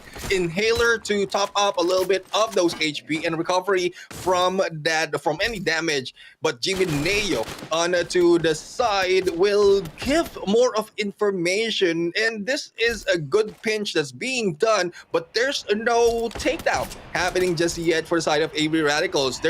I would say there's pros and cons on what AV Radicals is doing. Sticking together will be a cost of a lot of damage if in case they will be naded, but they can pick up their teammates as well just in case a knockdown is being done. So it's more of the timing of the time turner as well as the glue walls they can utilize. But there is Jimeneo, time to perfection will be taken down, and the pickup not yet been done as well. It is a 3v3 situation unless Jimeneo will be picked up. But as for now, Tactical Index will be eliminated, and it is by the team of Expand. Oh, and Ramiel right now with that sniper going up close and personal with PXG, as Mika right now just putting up those shotgun shells onto the face of AVR. But no, he will go down. Now it's going to be just Kai. Kai right now just surviving, 48 HP left for him. Gluo's being spotted, and there you go, Ramiel. Wow, with that sniper up close and personal, just quick scope after quick scope. This man is on fire. Yeah, I like to guess the last name of Kai at this point. I think it's Soto. But anyways, So we have AV Radicals and PXG. PXG has been eliminated in there, and we thought AV Radicals has a disadvantage because they have been pinched by PXG. But let's see on how well the battle will continue. And I think Expand is once taking advantage of all the teams around them. 7 eliminations already, and Nova is just knocking on their doors. They have the compound, the cover in this area, and Niche right now I think is stuck underneath these containers, and one peek might be the end of him. There goes the hit, but on the other side, it is also a different team. NC taking advantage of what's happening on Expand and Nova. Expand right now. Oh, there we go. Nice play there coming from Roy. Able to spot the last member of Nova, and they're now gone. 8 teams remaining now for this next Terror game. Oh, what a quick snipe there. Unfortunately, it will not hit that player up above. On the kill feed, though, it's going to be Farang now going for that killing spree, getting that 3K already. Fast right now will try to launch off together with his teammates. I'm not sure where they will actually go, but you can see now that Farang is actually on a higher ground here, just taking advantage of that higher ground. Now Expand out, just landing on another team. There's going to be quick reactions, which is not ready for the action onto the side of Team Expand, as right now Expand will try to regroup inside this house as they are now trying to put some pressure for Team Quick Reactions. Quick Reactions now will back off. This is a really smart play here, Neptune. Yep. Since they're not ready, they're not set, they don't have some covers as well, it's best for you to bail out. Yeah, they bailed out and they got a little bit of cover, but there's no bailing out for the side of JPTNC. They are in here, still engagement. It's Todak who's challenging them, and knockdown from Dino has been taken down, and Yazid also being taken down. So AMZ and the rest of the gang of Todak is just putting a lot of pressure to JPTNC, and survivability might be the key factor for JPTNC, but with this early, or I would say mid-engagements happening against Todak, they need to be careful. It is still a full squad, but Jembal from Farang will be joining the party and also wreaking havoc in this fight with 8 teams remaining. Ooh. It's just surprising that everyone is clumped up in one area. They will be followed by Map Esports on the eliminated teams, and we are now left with 6. We're now left with 6, and Quick Reactions, even though that they went to that hard tier area, now they're going to go engage. Team Farang is still not ready for action. Since then, they just got finished off with one team, and now with the knockdowns coming from Team Quick Reactions, they will have to actually protect themselves as well, because it's going to be an open area here with all the nades, all the utilities coming from Farang. Look at the grenade launchers being used right now. Speed just waiting for that knockoff, but then again, still Quick Reactions just holding on, sustaining all of those utilities being thrown out to them, and looks like it's going to be an even playing field for now. But then again, there's going to be a knockdown on to the side of Team Quick Reactions. Jembal getting that kill as well. 3v4 situation is now at hand here between Farang and Quick Reactions, and Quick Reactions looks like they're actually bailing out from the scene, and they're actually trying to get inside the circle as well. Yeah, I mean, it's about time, because it will be closing in, and with the position that they have, yes, they have good cover from above, but I think they've secured already, and no one will be creeping in from above them. They have the high ground, though, taking advantage of utility, especially snipers that they have, but Quick Reaction will be on the side right now. Skip Toby will be hit together with Quasi, will be running up to one of the compound, and X-Roy on the other side. Still, AV Radicals not yet over for the battle, and they are very, very near to the final player of JPTNC. 6 teams remains in this very, very small circle, and as you can see, Pando EWG has been eliminated, and this is Farang's. With that grenade launcher being used, Jembal will get up close and personal against the 2 members of Quick Reaction. How quick can they react? Not so much, because one at a time they are being taken down. Farang right now killing everyone in their sights. They want to get that booyah. They want to get that booyah, but then again, we have now AV Radicals right here.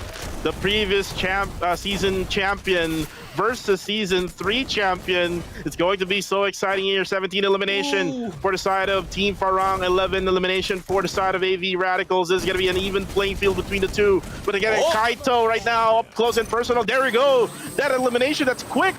coming from AV Radicals, just annihilating Farang off the map of Nextera, getting the booyah. Yeah, one thing I would say, this is a day for those who got Booyah to get their second, because they are the only teams who only have one Booyah in record, and after this game, they have their second. Let's list it out. We have Ilustrados Juegos, 2 already, AV Radicals with 2, Farang with 2, and as well as JPTNC. But I love the effort that is being done right now. Sleep well as well, coming from AV Radicals. I guess this is a respawn that we're seeing from what Expand showed earlier. But I'd like to see more of how this rivalry will ensue on the upcoming matches. So now Farang actually got in the rivalry of Expand and AVR. So again, these are, for me, champions. I mean, they deserve the championship, you know, but there's only going to be one champion for this season, which is, we're going to find out in the grand finals. But we're still in the league stage, and it's so spicy, Neptune. It is so spicy. We're in, you can see Expand, Farang, and AV Radicals are just getting all of those, you know, kills that they wanted in this game. But then again, here are the highlights wherein you saw Farang using all of the terrain that they have here in Nextera, all of the buildings, all of the covers that they have. Quick reactions, wasn't able to actually go for the push to Farang, and it was Farang who was able to go for the elimination. But at the end of the day, it was AV Radicals who was able to get that booyah for Nextera. Yeah, I mean, one thing's for sure, even AV Radicals started off with early engagement. They became a little bit silent all throughout the mid. It's more of Farang who's getting a lot of engagements while making some noise on the kill feed. Thus, their position might have been known to AV Radicals. Thus, when the battle ended, they were just waiting and ready to fire back. But that's one thing, you might be silent, but I think in the case of Farang, they have a lot more in terms of elimination. So we have yet to see that later on once we see the match standing. But I love how it's working out in Nextera because of less open areas, and also it's not that big so that anyone can be hiding off. A lot of back-to-back engagement is happening, and I guess this is one reason why Nextera has been added into the list of maps for the competitive scene.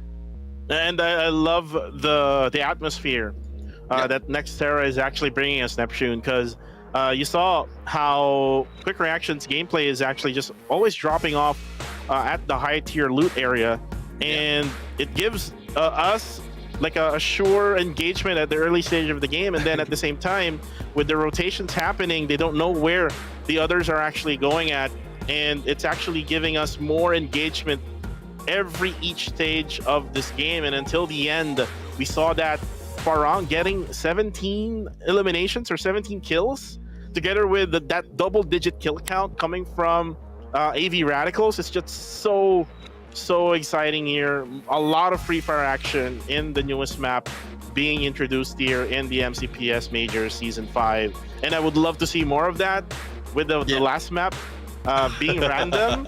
Hopefully we'll get another Nextera. Crossing my fingers right now so that it will be Nextera, because we like to see more. And like, I still have to check. I still have to do some research as to why Nextera has been added. But based on what we're seeing right now, I think this is one of the reasons. There's less of a waiting time. There's less of the high grounds that can be taken compared to the Kalahari, which replaces Nextera on a competitive scene. Thus, the game is being faster and more exciting. So if there will be any changes, probably in other maps, hopefully it's similar to Nextera, where in open areas it's not so much. Thus, there's no idle time for any of the teams. Also, there's a lot of available looting area as well, but I'm still surprised as to why hot dropping is happening, because if you spread out, though, if you look at the map, there are some areas that doesn't have any like specific title on them, but they're so huge and still have a lot of compounds and houses that they can loot up just from that area. So hopefully it will be figured out by the coaches, analysts, and the teams itself, and they can utilize to their advantage. Yeah, utilize to their advantage. But we're done with Nextera now, Neptune, and we're actually done with Group B as well. Yeah. So that's one of the things that these teams has to take note of. For now, it's going to be Bermuda and the random map left for groups A and C, and Group B will be done for today. For now, let's take a look at what happened in that game. What is the statistics for that game? 53 total kills for that game. AVR Ramiel gets the highest kill count with 8. 53 total headshots with total damage of 35,948, 12 revivals, 14 rescues, 69, nice one, total knockdowns, and 75 ice wall destroyed. And it's been consistent now, Neptune, right around 75 average of ice wall destroyed. It's not like yesterday where we got around 80 to 90 or even almost to 100 of ice wall destroyed. So it's kind of being balanced out right now by these teams, and I kind of like it because it's changing how the scores are being added onto these teams as well. Exactly. I mean, we're seeing a pattern right now wherein the total kills is already under 50 plus, not really exceeding 60, and it's, as you can see, the kills is similar to the headshot. So I won't be surprised if most of the kills is a result of the headshot. But let's check out Ramiel, and he is the MVP of this match, coming from AV Radicals. I mean, the sniper himself. We saw him up close and personal on a quick scope, and that can only be done by a few people. And Ramiel is one of those, especially with his insights and info on the long range. That is one reason why he is on 37% on target, 3,157 in damage, and a total of 8 kills from that match. And you know what? Ramiel has been really good with that sniper, but not just in the long range, also in the close range. Yeah. This is how good this man is.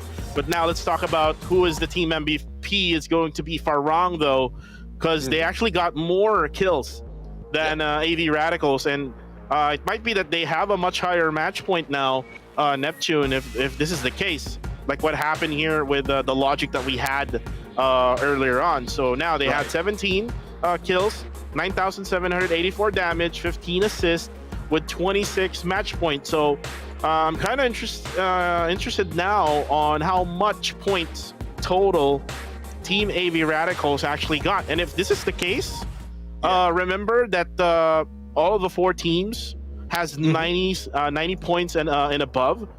This means that it's going to be a close battle, Neptune, for that #1 spot here between probably Farang and AV Radicals. Yeah, I mean, earlier we've seen AV Radicals take the MVP, even if they don't have that booyah. But again, it's more, I think the calculation is more of gearing onto the kills and who is the MVP. So regardless though, the total is still what we're computing, and we're going to see the match standing right now. And I guess you were right. We have 17 on the total kills coming from Farang, but because of the booyah that has been taken by AV Radicals, they are the ones in the top. It is tied from 26 right there. So from the previous match or before the match starts, then that will still be remaining for both of these two teams. And Expand will be left in there on the 3rd spot with 17 points only. And quick reaction, good on him that they are on the #4 spot with 10 points. JPTNC still trying to maintain a good placement point, but only 200 kills with 8, and they are tied with Todak on #6. Pando EWG with 6 points on 7, and Map Esports slowly moving up, only with 4 points on no kills from them. Nova will get 3 points, and both of Project X Gaming and Tactical Insects will get 2 on 10th and 11. Unfortunate for Access Esports, 0 on the points, and they will be last for this match #4.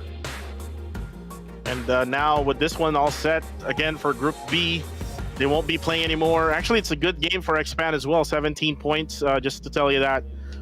Neptune now with overall rankings is going to be AVR or AV Radicals getting the #1 spot with 122 points. But looking at Farang right now, Season 3 winner, 116 points is what they have. Really close battle here between the 3. Expand with 113, 98 for Ilustrados Juegos. And the reason why they went down is because they haven't been playing yet. Yep. for the third and fourth match, and they will be playing on the next match, which is going to be in Bermuda as they get back at this tournament. JPTNC gets 82, 81 for Todak, 75 for Axis Esports, 63 for Tactical Intex, Project X Gaming with 52, Sem9 with 48, 44 for Freedom MY, Nova with 41, Quick Reactions with 39, 33 for the side of Mab Esports, Geek Slate with 32, 29 for Pandoe SG or EWG, and Tokdalang with 27, and lastly TFC Esports with 20 points. And TFC Esports really needs to do something here, or else they're going to be left off here at the very bottom part of the overall standings, as we are now back into the scene. It's yours truly, Kuku TV, together with the one and only Neptune, the Gentleman Gaming. And guys, we know that you're watching. We know that you are wanting us to shout you out. So shout out to some of the viewers out there from the PH side of things.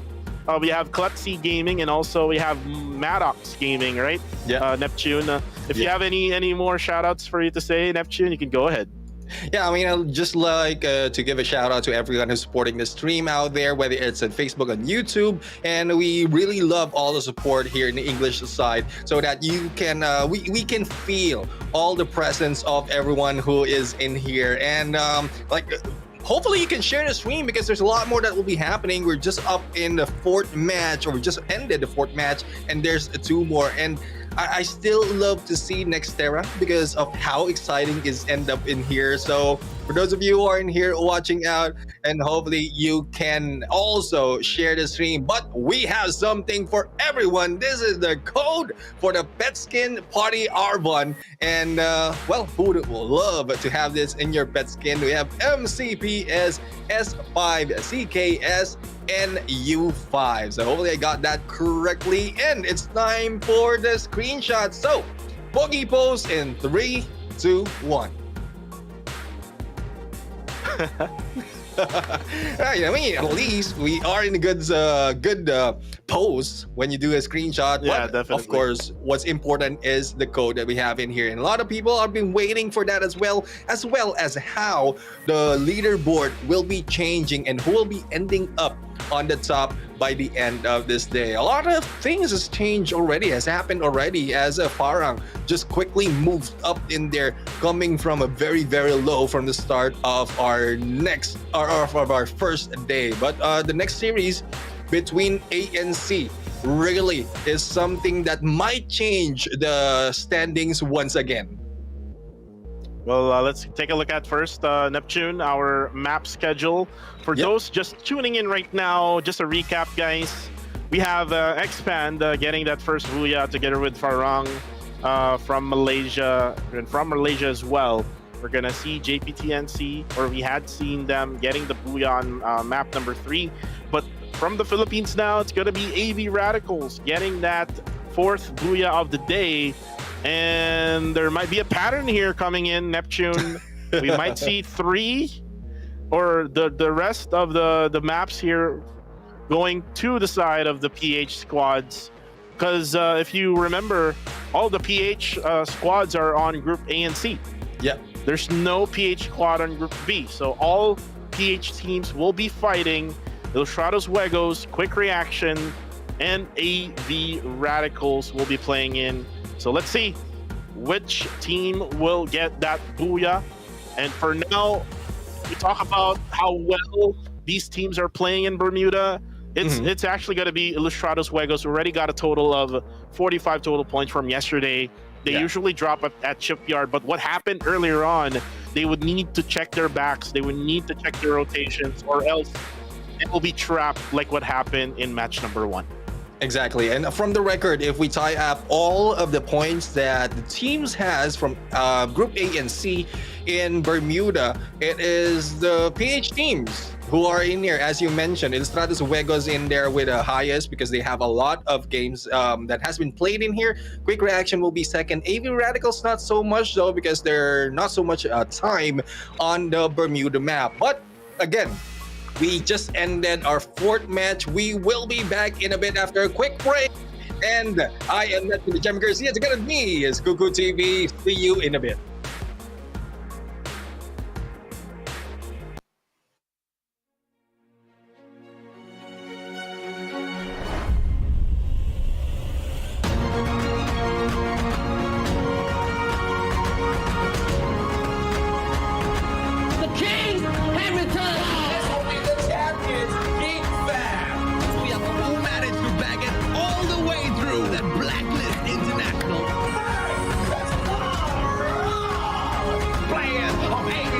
will get the Pop-Pow of the finals.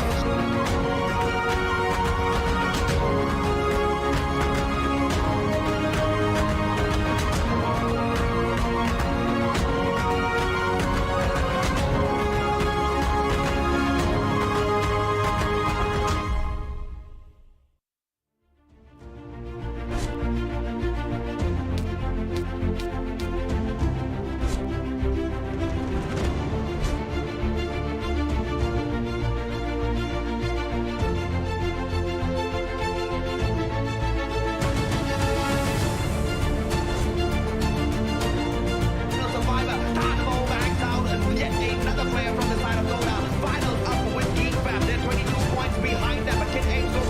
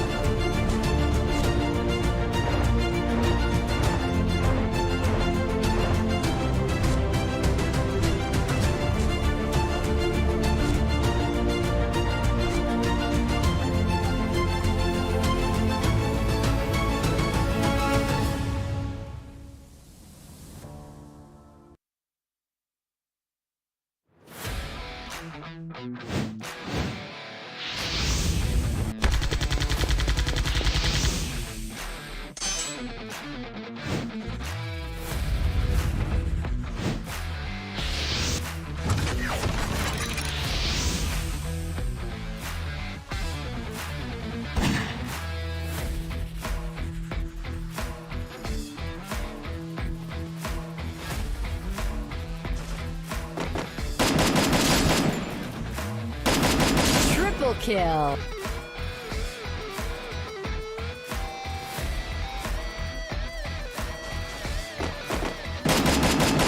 Double kill.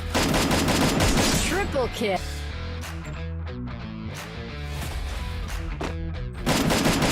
Double kill.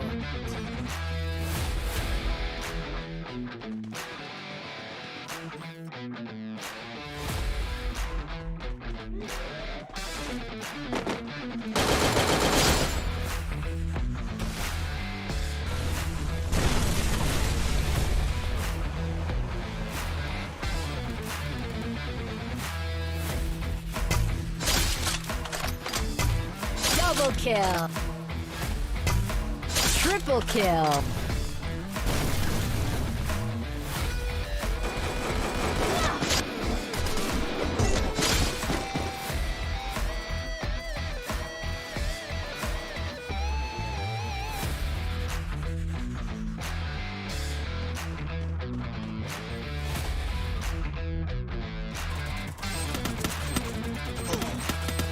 Quadric.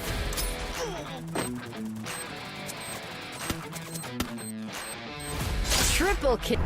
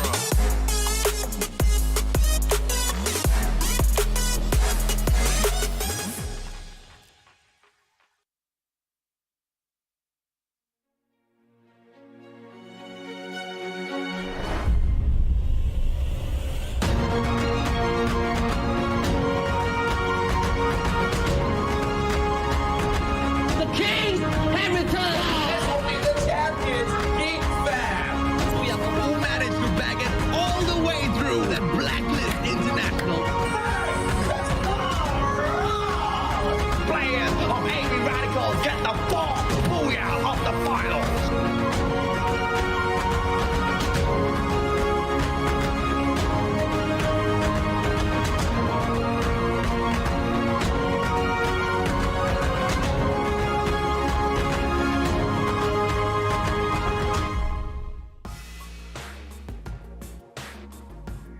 And we are down to the final countdown of the day.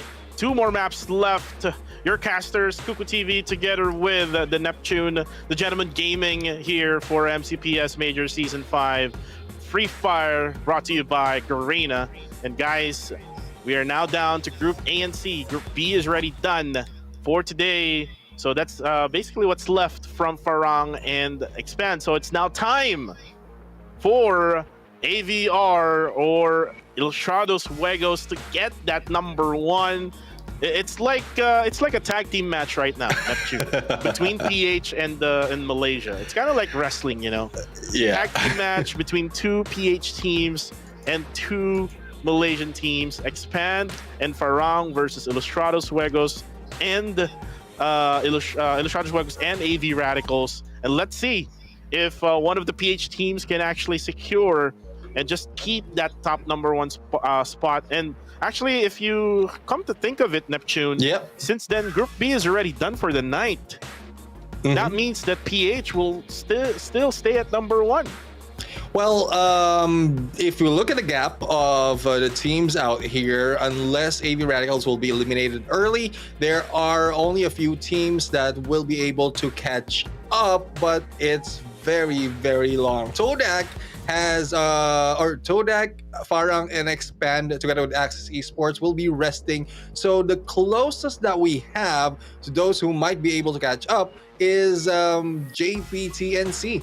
But if we look at it, it's 17 points that they need for them to overtake Ilustrados Juegos, and it's a lot more from Ilustrados Juegos as well to catch up for that second place. So it's a long run, a long catch, but hopefully survivability will give JPTNC that chance to probably get close to AV Radicals on that #1 spot. Earlier, it is a lot of double booyahs that has been taken by the team, and from those of the teams on the top 5, 2 of each has been taken already, or 2 of each booyah has been taken already. So we have yet to see some of the teams, especially Todak, Access Esports, Tactical Intex, Project X Gaming, Sem9, Freedom MY, and Nova, that completes the top 12 to get their own booyah to increase their chances of getting that high placement of the rankings. But one thing I would like to ask as well is for Quick Reaction not to go for the hot drops,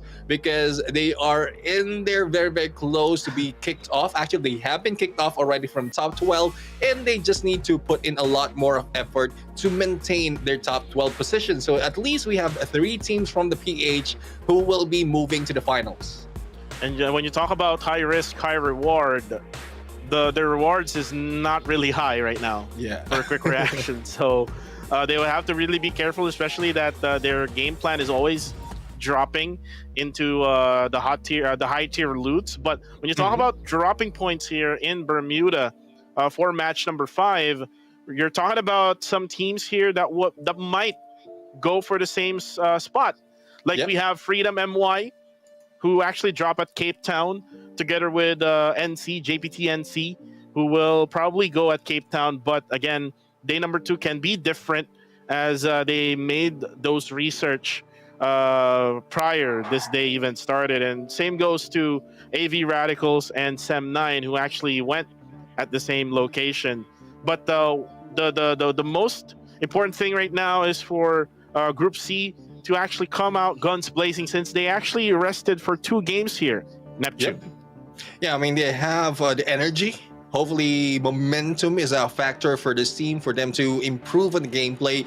But in a few seconds, we're going to see where the drop spot of each group is. And if in case Quick Reaction will be taking the hanger, and they might be meeting up with TFC Sports. And from the overall standings earlier, TFC Sports is the bottom. So that might be a chance for Quick Reaction to, I would say, start it off a little bit better. But as you can see, you look at the trajectory of Quick Reaction. They are just aiming for that high tier loot. So they won't be going for the hangar area. They're just going for the high tier loot area. And following them is a few members from PXG. So PXG has been split up on a 3-1, and Mika has been left behind just for backup, just in case one of them has been taken out. As we see as well in the middle, we have Freedom MY who has taken peak, and next to them is JPTNC. So an early engagement might be ensuing in here as well. Clock Tower for Geek Slade, and Pando EWG will be taking Mars Electric. Surprisingly,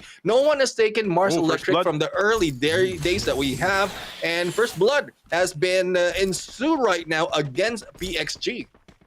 It's going to be quick reactions who will get that kill point right at the high tier area. And again, that's the risk. If ever you're going to be dropping together with one team, most definitely you're going to be victimized by 4 members of that quick reactions group. But for now, let's take a look at peak right now, as Tokdalang is now going to go for that push, as they're able to actually knock off one player of TFC Esports. Pardon, this is not peak.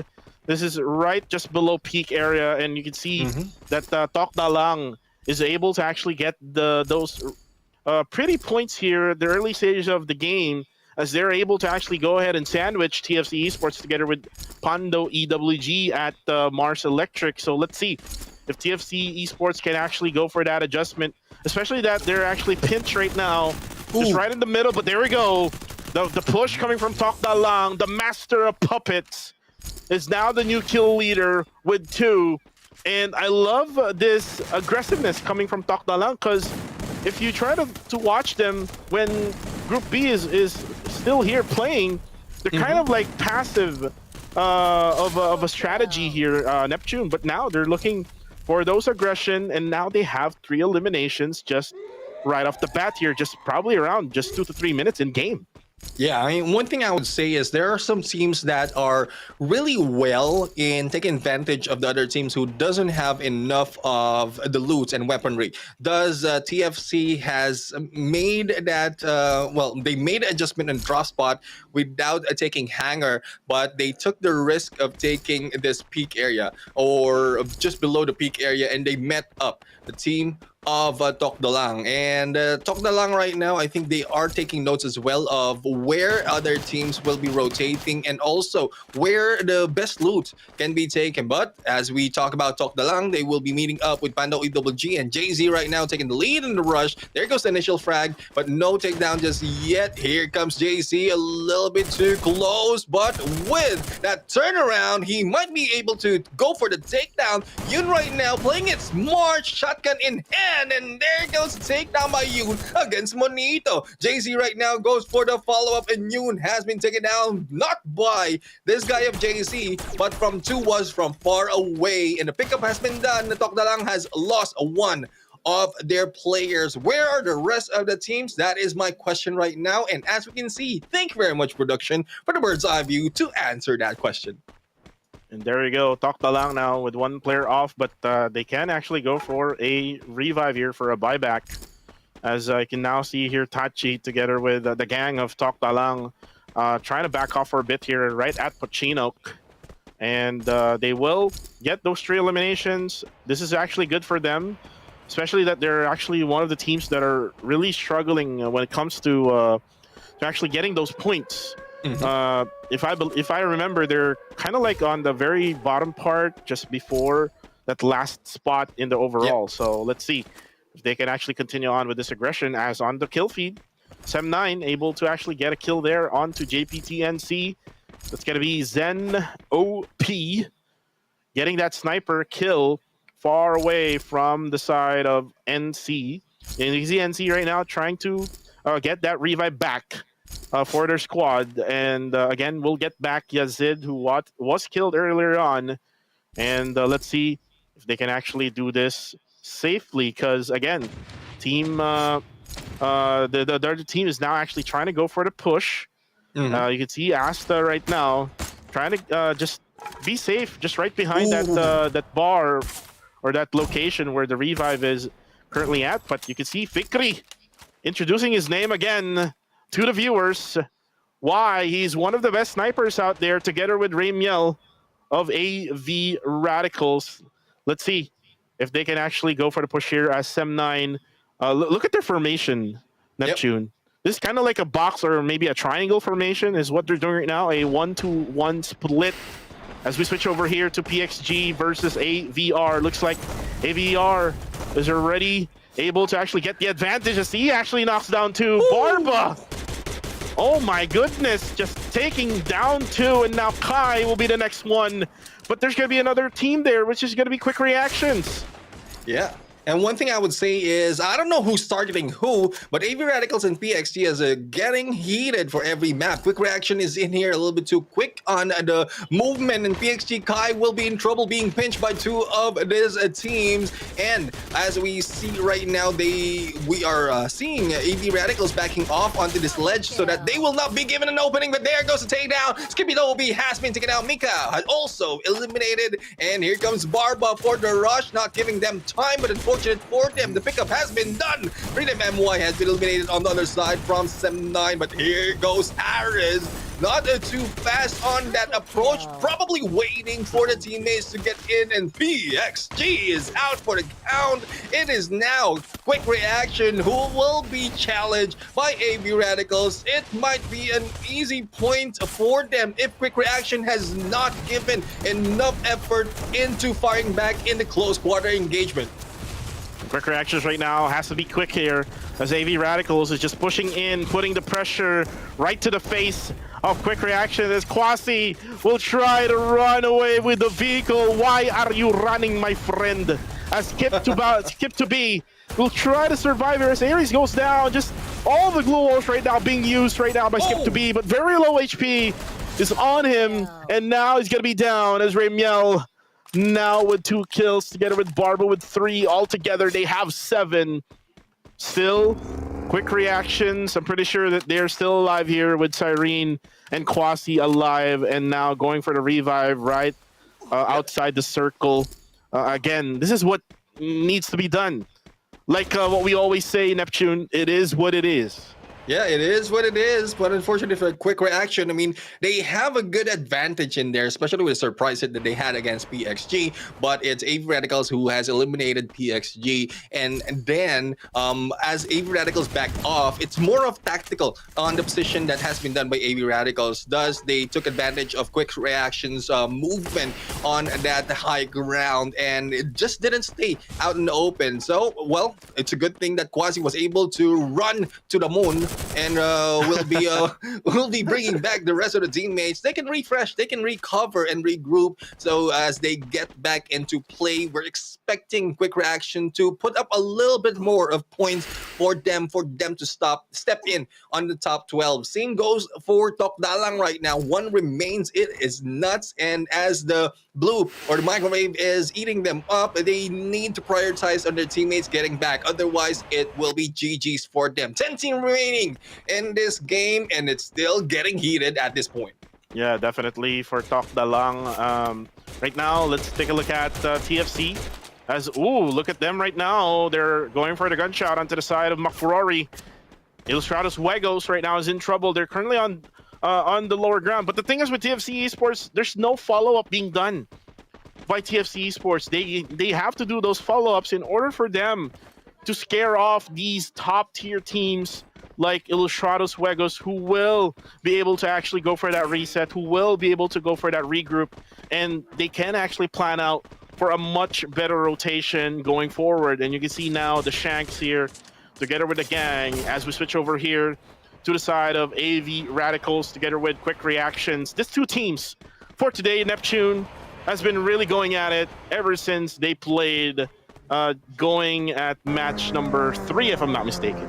Yeah, I mean, we spotted that already. It's a possible rivalry between these 2 teams, but today is a little bit more heated and very unfortunate as well for Quick Reaction. And also, as they are being taken down by Pando EWG, and we know that a few of them has been revived right now, but Pando EWG is just hanging back on the side, and there's no choice for quick reaction, especially nice Irene right here to back away from the blue and move away for long flank. But Pando EWG right now with 4 eliminations on their plate, they need to move as well because this third phase going to the 4th might hurt them a little bit more. But as you can see on the map right now, there's no one who will be gatekeeping them. AV Radicals is also very near, but they are challenging TFC. Good thing TFC Sports was able to fly away, but from the skies, they might be flying high like butterfly right now. And good thing they got away. Map Esports will be in front of them. And not only that, we have Ilustrados Juegos who have yet to see what they can offer in this matchup. Stratos Juegos Neptune has been really quiet. Look at them right now being shot at by TFC, but TFC is the one getting eliminated, and that's all because of some of third parties being done. I believe it was Sem9 who was doing that. It was actually Fikri who was actually doing that third party also to the side of Ilustrados Juegos, and that's why TFC is now backing up. Sem9 with the spread that they're doing, Neptune, is actually effective because it's actually giving third parties to some of the teams who are actually engaging. As you can see right now, it's going to be Top Dalang versus AVR. Knocked down onto the side of Kaito. The time turner now will put that defense onto the side of AVR. And Barba will go down. But no. Raymel will say, sniper right to your face as AV Radicals eliminates them off this map.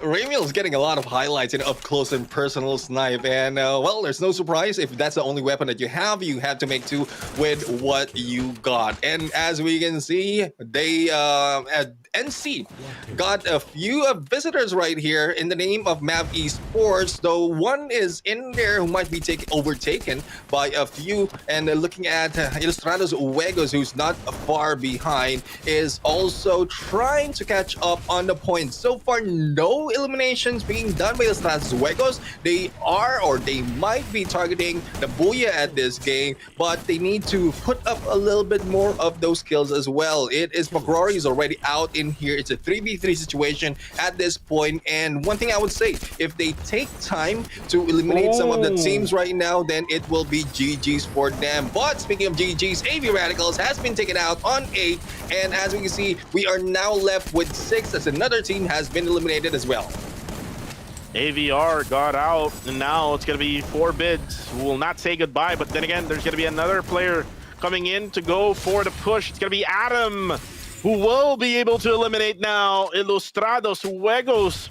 What is happening, Neptune? Are we in the upside down world? I don't know. Everything's topsy-turvy right now. Those in the top are being brought down to the bottom, and those at the bottom is making their way to the top. Now, Mab Esports right now, though they don't have elimination, survivability is or might be their strong suit. But I would say with Sem9 in the picture, they might be spotted by Fikri, and let's see how Geek Slate will also bring themselves up in here, because so far from the previous day they didn't do that much, but with the 5 elimination right now, they might be able to overtake some of the teams. As we can see, nade launchers being used, especially from San Rain, and San Rain is one of those nade hitters as well. Another team has been eliminated from this game, leaving us with only 4. Right now you can see NC and Geek Slate appease, just doing some crossover moves from left to right, but no, as per NC, he will get knocked down there together with his teammates. Now yes, he goes down for the side of NC. What's left for Geek Slate? I'm pretty sure there's only one more member left for them, and there you go. JPT NC able to eliminate Geek Slate, and now let's switch over here to Sem9. Sem9 just focus on trying to get into the objectives. You can see them now trying to occupy the northern side of the circle, but then again, there's going to be another team coming from behind. It's going to be Mab Esports trying to backstab them from behind, but it is a numbers advantage right now for Sem9. They can just easily control this, Neptune. Yeah, and there you have it. Zen OP right now controlling the game as a Man. I think that was Man who has been taken down, and one left, but pickup can be done right now. Siam is still in there, and Raja has been taken down as well. So as the blue will be closing in JPT-NC and the rest of the teams will need to close in as well. But as you can see, Mavi Sports has been eliminated. It's now left to JPT-NC and Sem9 to fight it off. We know we are seeing that there's 4 players right here for NC, but for the side of Sem9, yes, one has been picked up already, and it will be a 4v4 situation. And let's see how this pandemonium will tie up as Raja is getting too close and personal right here, stuck on the glue wall, will be taken down, and it is a 3v4 situation. 3v4 situation. One goes down here. 2v2, if I'm not mistaken. Now Fikri will actually be eliminated together with Sem9 altogether. Booyah for JPT-NC. That's their second for today. And it's kind of like what happened, Neptune, to Ilustrados Juegos yesterday, where they got 2 booyahs in one day. But it's not that consecutive because we had to go through Nextera, which was earlier, was taken by AV Radicals. And look at how happy the team is. I love the energy here from JPT-NC. Hi. He's saying hi to us. Hello to you, my friend. Yeah, and, one thing I would say for JPT-NC is they still maintain their focus in reaching the top 3 of each map. One thing that they have been, that's where they have been consistent, and kudos to them. They're the first team to get 3 booyahs all throughout the series, and this might not be the end. I mean, just in case the consistency will remain for the last random map, then we might be seeing 4 from them, because they might not have that much on the elimination, but placement is something that they know how to gather that quickly. And you can see there the highlights here between AV Radicals here and another team. But then again, quick reactions. Neptune got into a curve deer and Toktalang.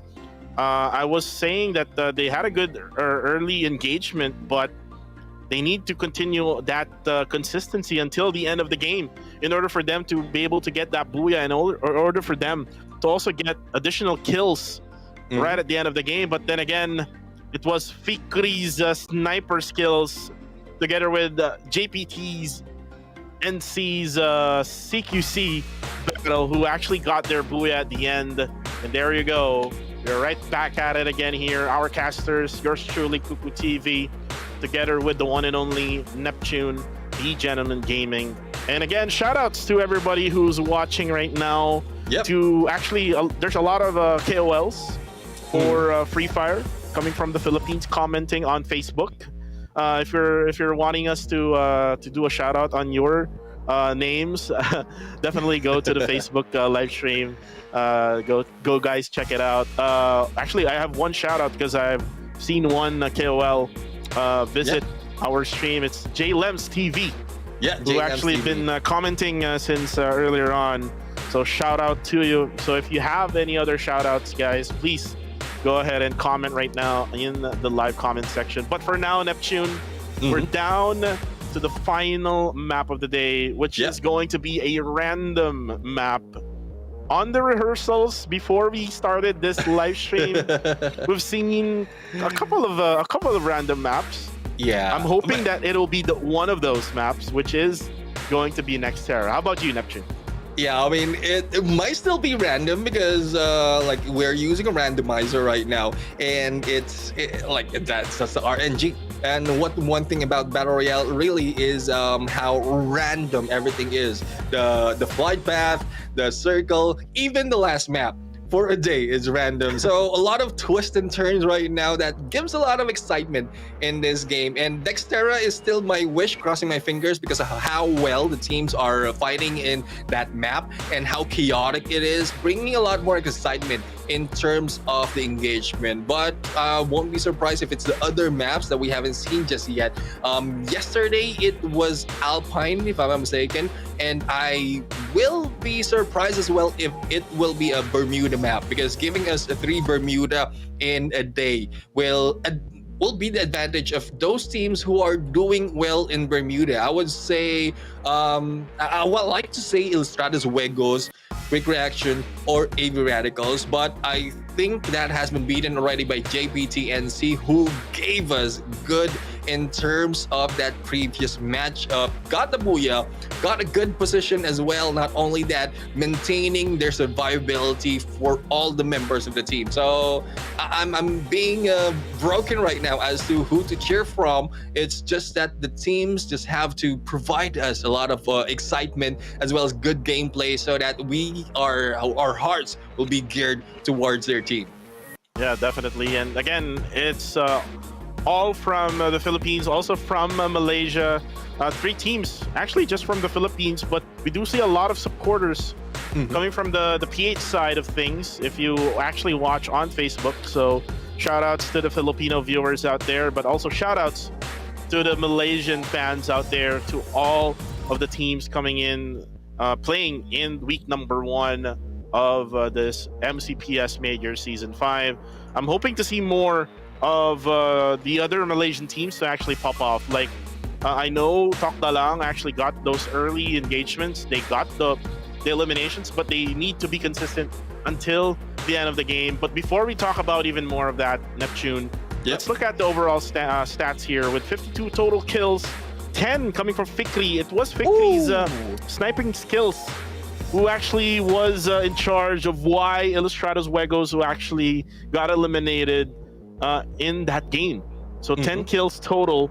Is this the highest, Neptune? Because as far as I know, it was Cyrene who got 9 yesterday, right? Yeah, I believe this is the highest that we have. And unless the McCrory got more than 10 from yesterday, I mean, I need to look back in there. Yeah, let's try to remember. We're getting old, man.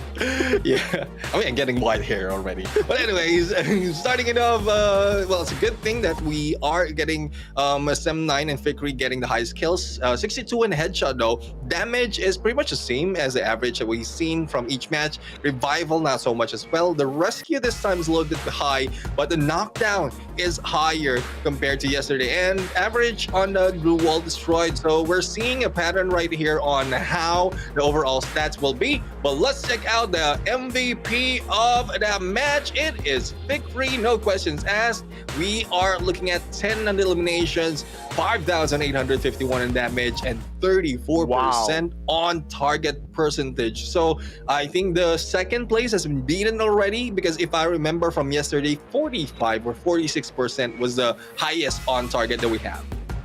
Highest on target, most likely for Fikri, one of the veterans of the MCPS Majors for Sem9 here. Fikri, we've seen Fikri from last year and even 2 years ago with the MCPS Majors, and he's been really good with the snipers. One of the better snipers here in this league, together with Ramiel.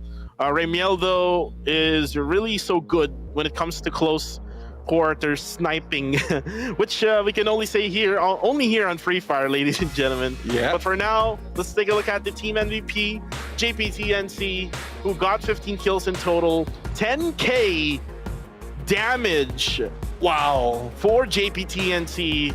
Wow. For this team, 10 assists with total match point of 24. With that many damage, Neptune, you should get more kills, as it's kind of like pretty low for me to actually just get 24 match point. So let's try to check it out for later on, because if they got the booyah, they got 12, right? So it's gonna be 7-9. Okay. Yes, yeah, so I'm kind of confused. I'm kind of confused. It makes sense now, because if I remember it right, JPTNC got the booyah, so they got 12, and then they got 15, so it's not 24. So now it's correct. It is Sem9 who will get 15 kills with 10k plus damage, total of 24, since they only got the second placer here. But man, this is so many kills for Sem9, and 10 of that 15 only came from one player, which is Fikri. I mean, there's no surprise. We've seen Vickery right there from a different team, but still from different season though, and still deadly on the snipes, and that's why we are comparing him to some of the best snipers that we have seen so far, like Raymil. But there's not so much of a close quarter snipe. It's more of a tactical information gameplay as well as long distance hit.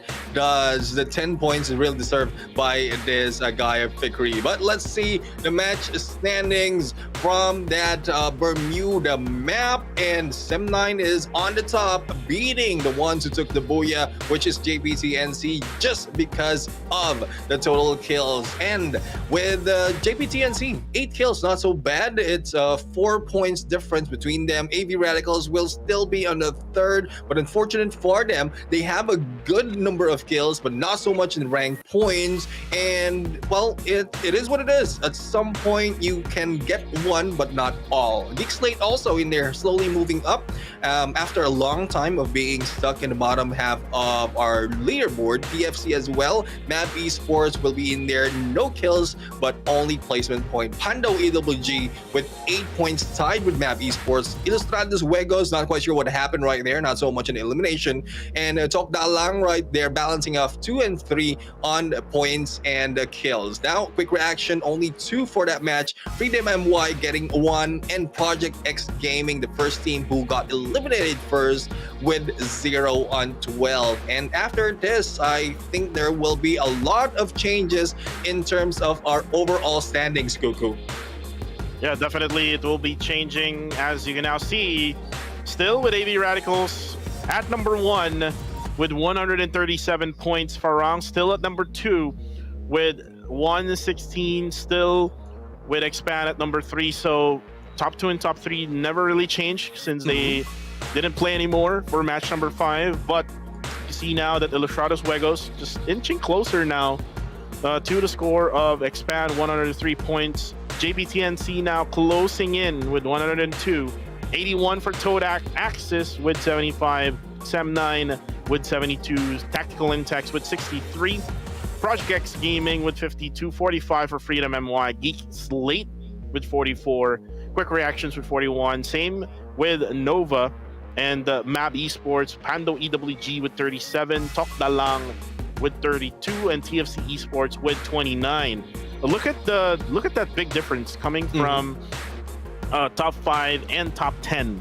That's a 50-point difference. So basically, we're just saying here, Neptune, that the level of gameplay by all of these top 5 teams are so high that these other teams coming from top 10 and below would really have to exert more effort in order for them to actually be at that same level, in order for them to actually have that spot as well in the top tier teams once we have that grand final set in, and in order for them to actually get into the top 12 first to get into the grand finals.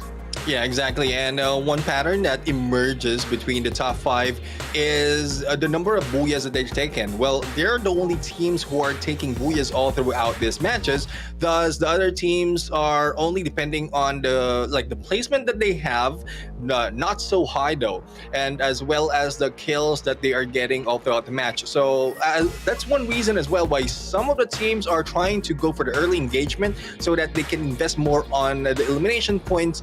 Thus, if they survive a little bit longer later on, or probably get the booyah, then they will be getting all those points. But it is getting the gap between them is getting a little bit higher, and we're just on the second day of week number 1. What more if we go towards the upcoming matches and days in this match? But we are going to what we've been waiting for. What will be the next map on this match number 6? As we pull up the map selector right now, I'm still crossing my fingers onto Nextera, but it will be Bermuda. So 3 Bermuda map for today. And well, I think this might be a chance for JPTNC to take advantage of this because they have a good plan in play for this map.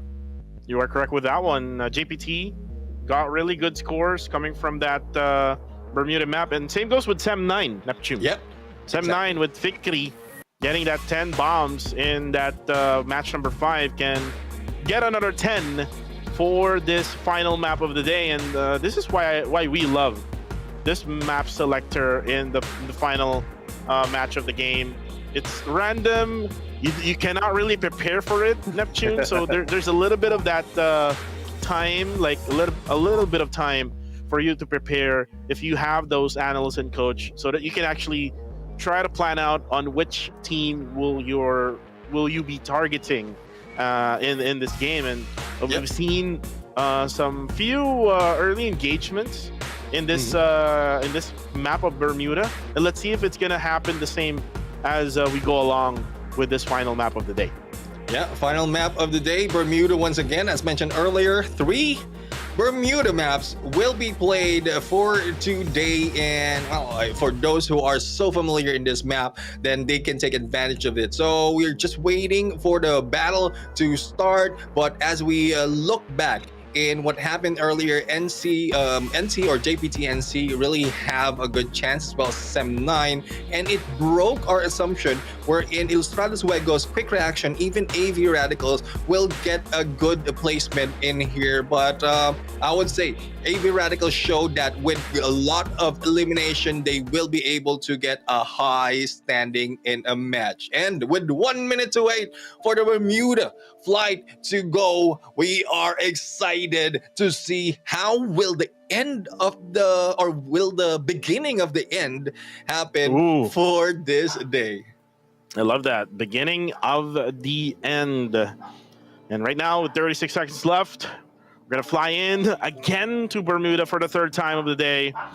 This is the first time that we're doing this, because yesterday it was Alpine was selected by the random map selector.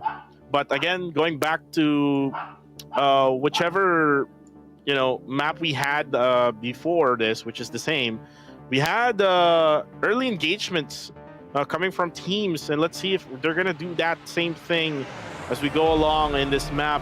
I would love to see Ilustrados Juegos wake up, since we haven't seen them much, Neptune, for the past 3 games that they played. So again, being on top would really set you down.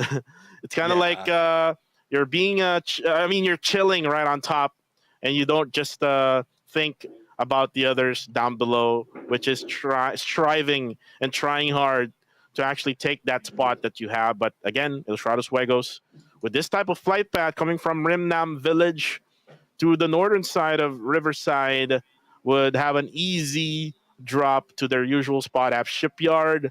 You can see right now that Remiel, together with AVR, will be dropping to the high-tiered loot area. Quick Reactions.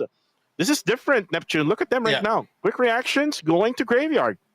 Yeah, they're taking the Graveyard right now. I guess they understand that the drop spot of AV Radicals is that the strip. And since the strip is together with the high tier loot area, it is just Quick Reaction who just want to shy away and jumping there. But the thing is, they are up close with Ilustrados Juegos, who earlier we saw in Shipyard, but right now only one has dropped in Shipyard, and the rest is just scouting the area. Now, JPT-NC right now has eliminated one already, and I believe that is SM9. So I'm quite surprised that the revenge mission from the end of the earlier match is happening as early as now. And again, I love that revenge storyline here. As I can see right now, Yasid for JPT-NC just running down the outside. I think he didn't really got many loots yet, so I hope that doesn't have any other, enemy that they'll be going up against. But for now, we see here EWG as Tachi goes down there, courtesy of Monito, just spraying down, just trying to confirm that kill right away, able to get that 1 point. That's the mindset that you would have to have here, Neptune. If you're talking about this type of point system wherein you only get 12 points with a booyah and then getting 1 point with a kill. Once you knock them down, kill them right away, they will be eventually get revive in the process, so you can get another kill later on, right?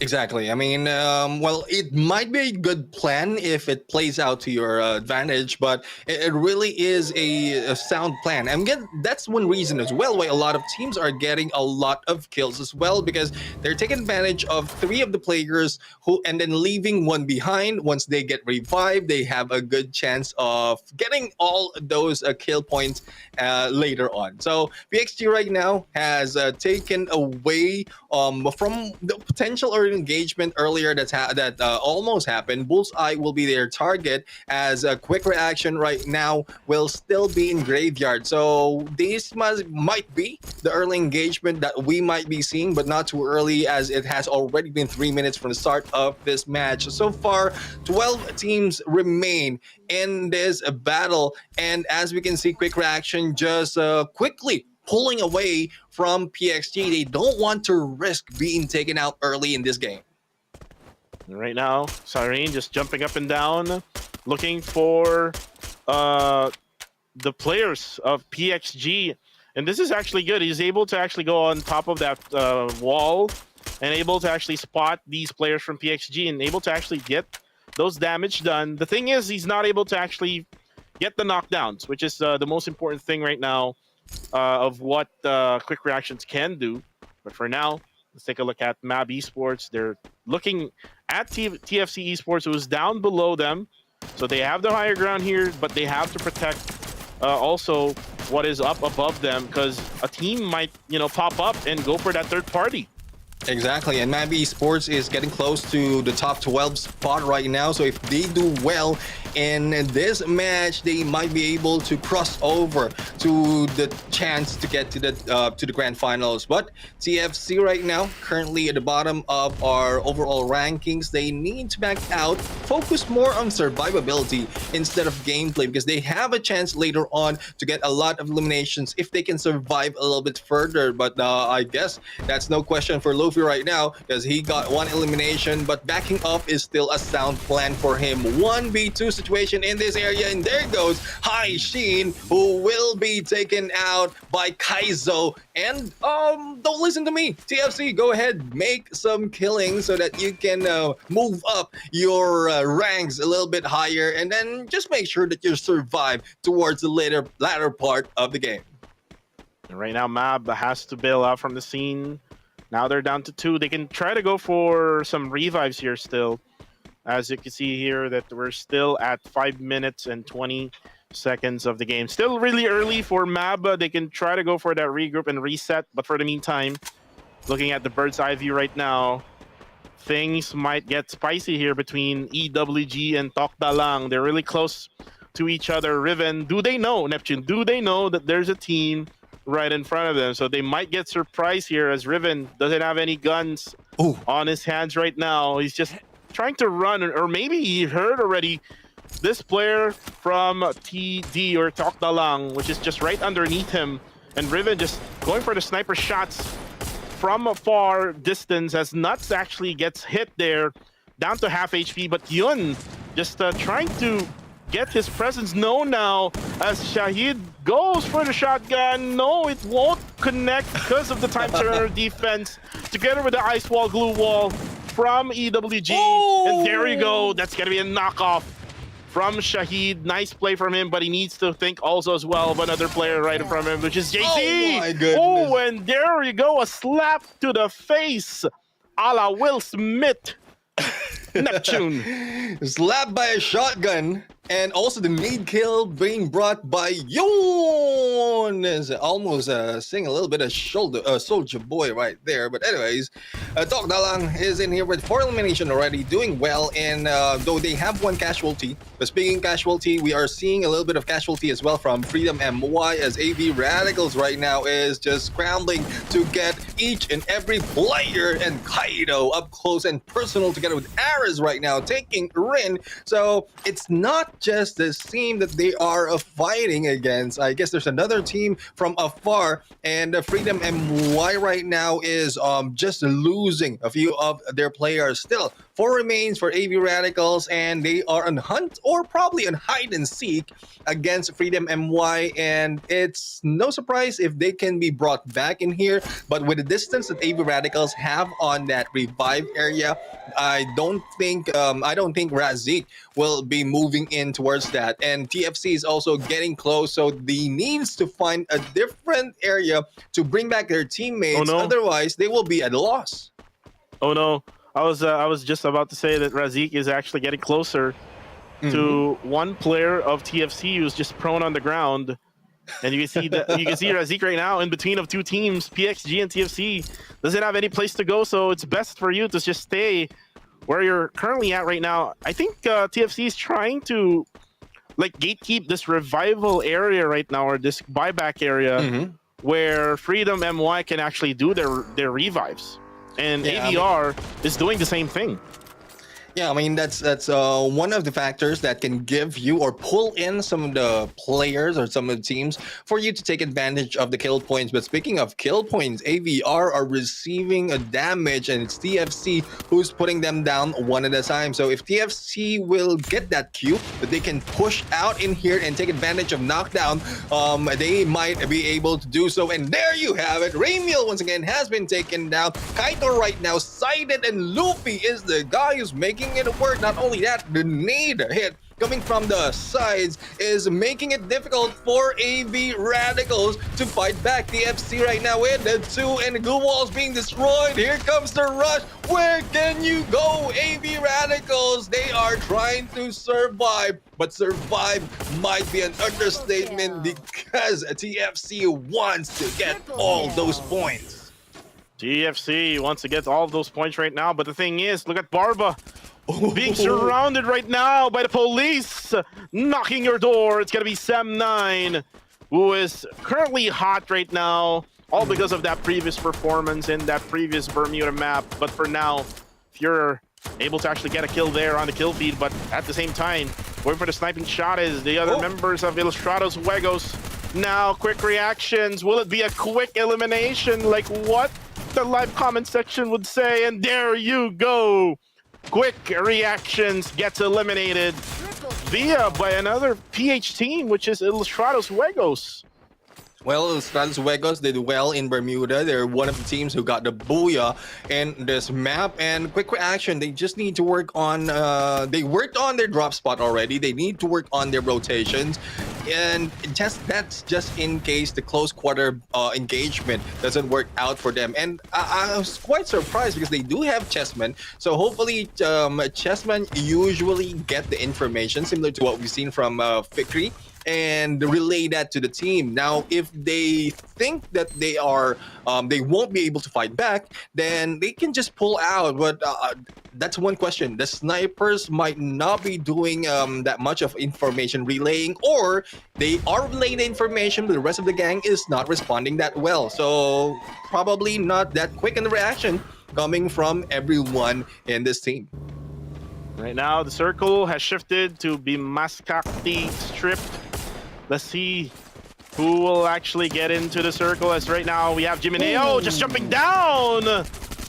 It's like an action star here in the Philippines here. Neptune just jumping down from the building, but there we go. He's got to be knocked down by Sem9. Raja is currently down. It's a 2v2 situation right now between Sem9 and PXG. Mika, very low on HP. Oh no, it's going to be Xbot, the only lone member left for Team Project X Gaming. As you can see right now, they are now eliminated all of a sudden. Sem9 able to sustain as Victory gets that final kill. Yes, M9 is, I think they want a repeat of what happened earlier. A lot of eliminations for their name. And if in case they can take advantage of the Booyah, why not? But if in case they only get the second place, they already have good investment on them. Geek Slate, on the other hand, is just taking it too passively. 0 on the elimination, but at least they're on the top 8. And they have a good sight of Rin, who's just hiding out in here. Nade just gave out at the location, and Rin has no way to go, just flying high like a butterfly and Ooh. out into the open. But who's next to them? It is JPTNC. So this might be Gig Fam being taken over by JPTNC as a TFC Kaizo is being targeted, and another fly into the hands of JPTNC. There's nowhere to go for TFC Esports. Wherever you fly, wherever you fall, there will be a team waiting for you, especially on how small this circle is. He just launched himself to a team. Like what we call it here in the Philippines, fly high, butterfly, paddle G. Let's now take a look at Sem9 as Zen knocks one down there. That's gonna be Ronin, who was one of the MVPs in the earlier matches that we had. But right now, let's take a look at Newbie as they try to go for that reset, try to loot up the bodies that they actually eliminated here. Sugar, though, is currently down. It's gonna be just High Shin, just going on the ground here, trying to survive, but no, he will get spotted there by Makrori, Conor Makrori of Ilustrados Juegos. I think they woke up already here, Neptune. Yeah, I mean, I don't know if the rest, the two-match rest, they were able to sleep, but hopefully they have more energy to end this. They still have 6 teams though, but with the 8 eliminations that they have a higher chance to really get a good match point in this game. Now, Nap is right now, just as soon as that glue wall has been taken out and that snipe being pulled out, there's no chance to survive that. Dino is down and will be picked up, but Yasta is just alone and only one surviving 4. Geek Slate will be made right now, leaving us with only 5 teams. And I would say I love the performances of those teams who are still alive and kicking at this point of this match, because they have a lot of kills already and also making their way with a lot of placement points. And McCrory right now just so strong here, trying to get into the side of the minds of Sem9, and there you go. As Forbid is currently down, but he will actually get killed there by Razik from afar of Freedom MY. And look at McCrory. McCrory, you need to move your butt, as one of your players will try to get in to get some cover. But now, Toktalang putting in pressure. Look at how many bombs they're putting onto the side of Ilustrados Juegos. How many bombs was that? I think that was 5 or maybe 6 bombs. Yeah. But the glue walls, that defense game of Ilustrados Juegos is actually really strong. But again, here comes the pain. Oh no! Coming from Ilustrados Juegos, you have to be careful, nuts. TD currently down right now. But then again, Neptune, the thing is, they're out in the open, so they might be getting third-partied by the other squads. Exactly. I mean, we're seeing JPTNC taking shots on Tokdalang as well. And let's see, on the respawn of Ilustrados Juegos, they are the ones on the giving end of this nade battle. McRory in there for that nade launcher. Freedom MY taken down, and McRory finishing it off with that grenade launcher. Now it's left to JPTNC and Ilustrados Juegos on the team versus team. But it's a 3v4 situation. Unless they take down Dino in there, it will not be balanced. Here comes the rush coming from JPTNC right now. McRory is just finding the perfect position to launch those nades, as well as Pure right now. And it is now a 3v3 situation, as Asta and Dino is not recovering from the damage that they got. And that's one of the most important knocks that IJ actually did there. Napis from afar. Now it's going to be a 3v3. Now down for the count here is I think one of the players of IJ. No, there we go. It's gonna be Pure together with one of the players of NC. Asta still alive here. It's gonna be 1v1. McCrory will try to survive here. Can he do it? No, he cannot. As JPTNC gets another one. That's a third booyah, Neptune, for the Malaysians. JPTNC. I would love to get whatever they ate today so that I can win as many booyahs as I can. But wow, what an effort there coming from IJ. Ilustrados Juegos actually went on not just one team at the end, I think it was 3 teams that they tried to eliminate. Right. So if I remember correctly, there's TD and JPTNC is just waiting in there from above as everyone else is battling. And one thing is for sure, it's about time that, or well, we've seen both of the teams, Ilustrados Juegos as well as JPTNC, to take booyahs in this map. So probability is either one of them will be able to survive this long, but it's more of the number of kills that they can get as well, because from what we've seen earlier, though JPTNC had a lot of survivability, they didn't get that much of engagement bringing their kills. And this final moment, I think they have 5 or a few more. But as we look at Ilustrados Juegos, 12 kills already before the battle of the top 2 happened. And I like to see how well that match ended in terms of numbers, because that will give us a glimpse of who's really moving up or staying on their place, because currently from the previous overall standings, they're on 4th and 5th in a placement with only 1 point difference between them. Yeah, definitely. It's going to be a close battle between all of these teams. Neptune, since then, JPTNC got 3 booyahs for today. Imagine that. Again, it's hard to do what JPTNC actually did. So, again, kudos to this Malaysian team. And also shout-outs, by the way. I think this is our final shout-outs to the KOLs who are watching right now. Of Garena Free Fire from the Philippines. It's Abby Gaming and Toyo Gaming who are watching right now together with us. Neptune, if you do have your own shoutouts, you can do that for later on. But point is, right now, Ilustrados Juegos tried their best in the last game. First 3 games of Ilustrados Juegos, they were basically sleeping. And that's probably why Expand in the first game were sleeping well. So they were trying to put a spell on Ilustrados Juegos, and it was actually effective until then. The final game came in, but then it was JPTNC who actually got the final laugh as they got that final booyah of the day, their 3rd out of the 4 games that they played for today. Yeah, and not only that, they're the first team who got 4 booyahs all throughout this competition. So it's really a feat for JPTNC, though we saw that already yesterday, that they're consistent in taking the top place or top 3 for every match. It's just I'm just so happy that all those effort has been converted to booyahs as well. And I just want to see more of those eliminations coming to their favor as well. That makes it easier for them to catch up for those on the top. But I won't be surprised if after the result of this, JPTNC will be very, very close to AV Radicals on that top spot. Well, AV Radicals still on the top spot, probably, I would say. Neptune, if we try to do the math right now, but we're gonna confirm that one later on, as we will show you the final results after 2 days of Free Fire action.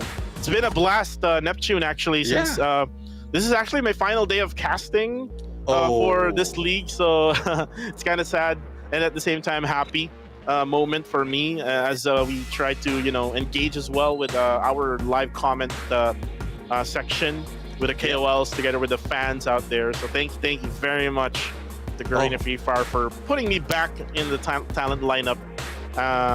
Actually, last year I wasn't even here, so I was here 2 years ago, but eventually we are right back at it again, and hopefully that you enjoy our casting here together with Neptune, the Gentleman Gaming. We're just waiting for the overall statistics as they're trying to still tabulate all of the things that happened there in Bermuda. And again, that random selector actually benefited JPTNC because it's kind of like doing the same thing. Exactly. For what they did in the 5th match, which they already had won, right? Right, exactly. And well, before we go for the overall stats, a big shout out to Princess May, who want to change the name to gaming or TV. But let's check out the overall stats right now as we look at, again, averaging 50 on the kills. And this is pretty much the same on all the match that we have. 50 on the total kills for this match. 8 has been taken, and that is by Yasin right here. And 33 on headshots, 33,212 on the total damage, 12 on the revival, and 13 on the rescue. Not so much of rescue has been made right here. Knockdowns will be 68, and eyes walls or glue walls destroyed will be 90. I guess we're back in there because of how the setting of each area or each engagement is happening. It's mostly an open area, and also even within the compound, teams are utilizing all those glue walls to cover the exit of some of the teams, or probably protect themselves from being eliminated completely. So I love how the engagement's happening in this OG map. I asked for this actually, if I'm not mistaken, earlier to see 3 Bermuda map for this day. But let's check out the player MVP. I'm going to throw this over to you, Cuckoo. Yeah, definitely the MVP for this match is Yasid with 8 kills in total, 2,760 damage, 31% of on target. So that is really accurate, man. It is actually setting the bar right now to at least get 30% and above for all these players, because I think the highest was 36 or 34, if I'm not mistaken. So there's a 40 plus actually. Oh, there's a 40 plus. Yeah. Yesterday, is that right? Yeah, that was yesterday. Yeah, let's check out the team MVP for this match, and no questions, it's still JPTNC.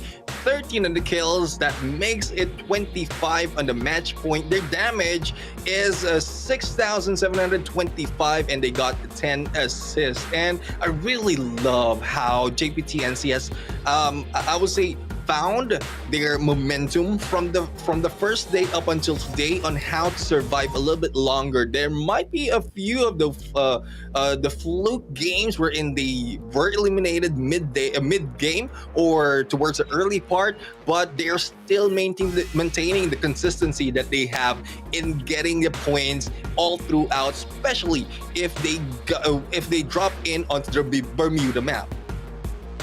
Well, JPTNC from the bottom, now they're here. Actually, they didn't really start it at the bottom. They started at mid because they were really consistent. It's just that they're not getting the booyahs. Yeah. Until then, they got 3 booyahs for today.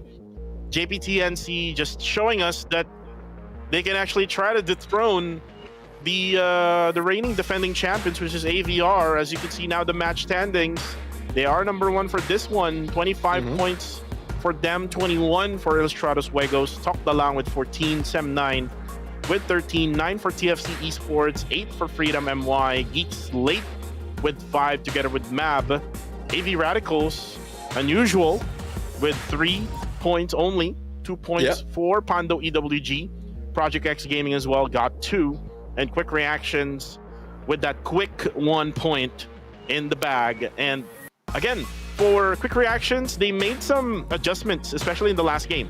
Yeah. Remember that they didn't went for that high tier area. They got that different drop point, which was Graveyard, but they weren't able to actually finish the game well. So again, they would have to rethink, especially that after this day, they're gonna have to wait for a week in order for them to play again, since week number 2 will be for next week. But for now, here are the overall standings, Neptune. As AV Radicals is still number 1, even though JPTNC got 4 booyahs already with 127 points, 124 for Ilustrados Juegos. Farong got 116, Expand with 113, 85 for Sem 9, Todak with 81, 75 for Access Esports, and Tactical Intex with 63. You go ahead for the next page. Yeah, we have Project X Gaming on 10th place with 54, 53 for Freedom MY on 11, Geeks Plate on 12 with 49 points, Tok Dalang on 13 with 46, same as Mab Esports with 46 points and 14, Quick Reaction with 15 on 15th place with 42 points, and Nova on 16th place with 41, Pando EWG on 17 with 39, and TFC Sports on 18th spot with 38 points. And this is what I love about how JPTNC is making their play. They really caught up with all of those teams in the top with their performance in survivability. Not only that, with the booyah that they got all throughout this day, not only for today but also for yesterday. So out of the trend of double booyahs for the top 5, this is a breakthrough from NC, who got 4 on the booyahs. And if I'm not mistaken, this is the 4th hit that has been done before from the previous season by Farang, getting a lot of booyahs in all throughout the competition. Yeah, all throughout the competition, you have to be consistent. And even though with so many booyahs, yeah, again, you won't still have that number 1 spot if you don't have those kills. And right, good thing that there was day number 1 for AV Radicals, because on day number 1 they really went all out. Same goes with the Ilustrados Juegos, who went all out. But unfortunately, for Ilustrados Juegos, they didn't really had a good game for today. Only for the last game itself is what they did well, which is they got 21. But for the rest, Expand was really consistent, just for maybe a couple of games for today.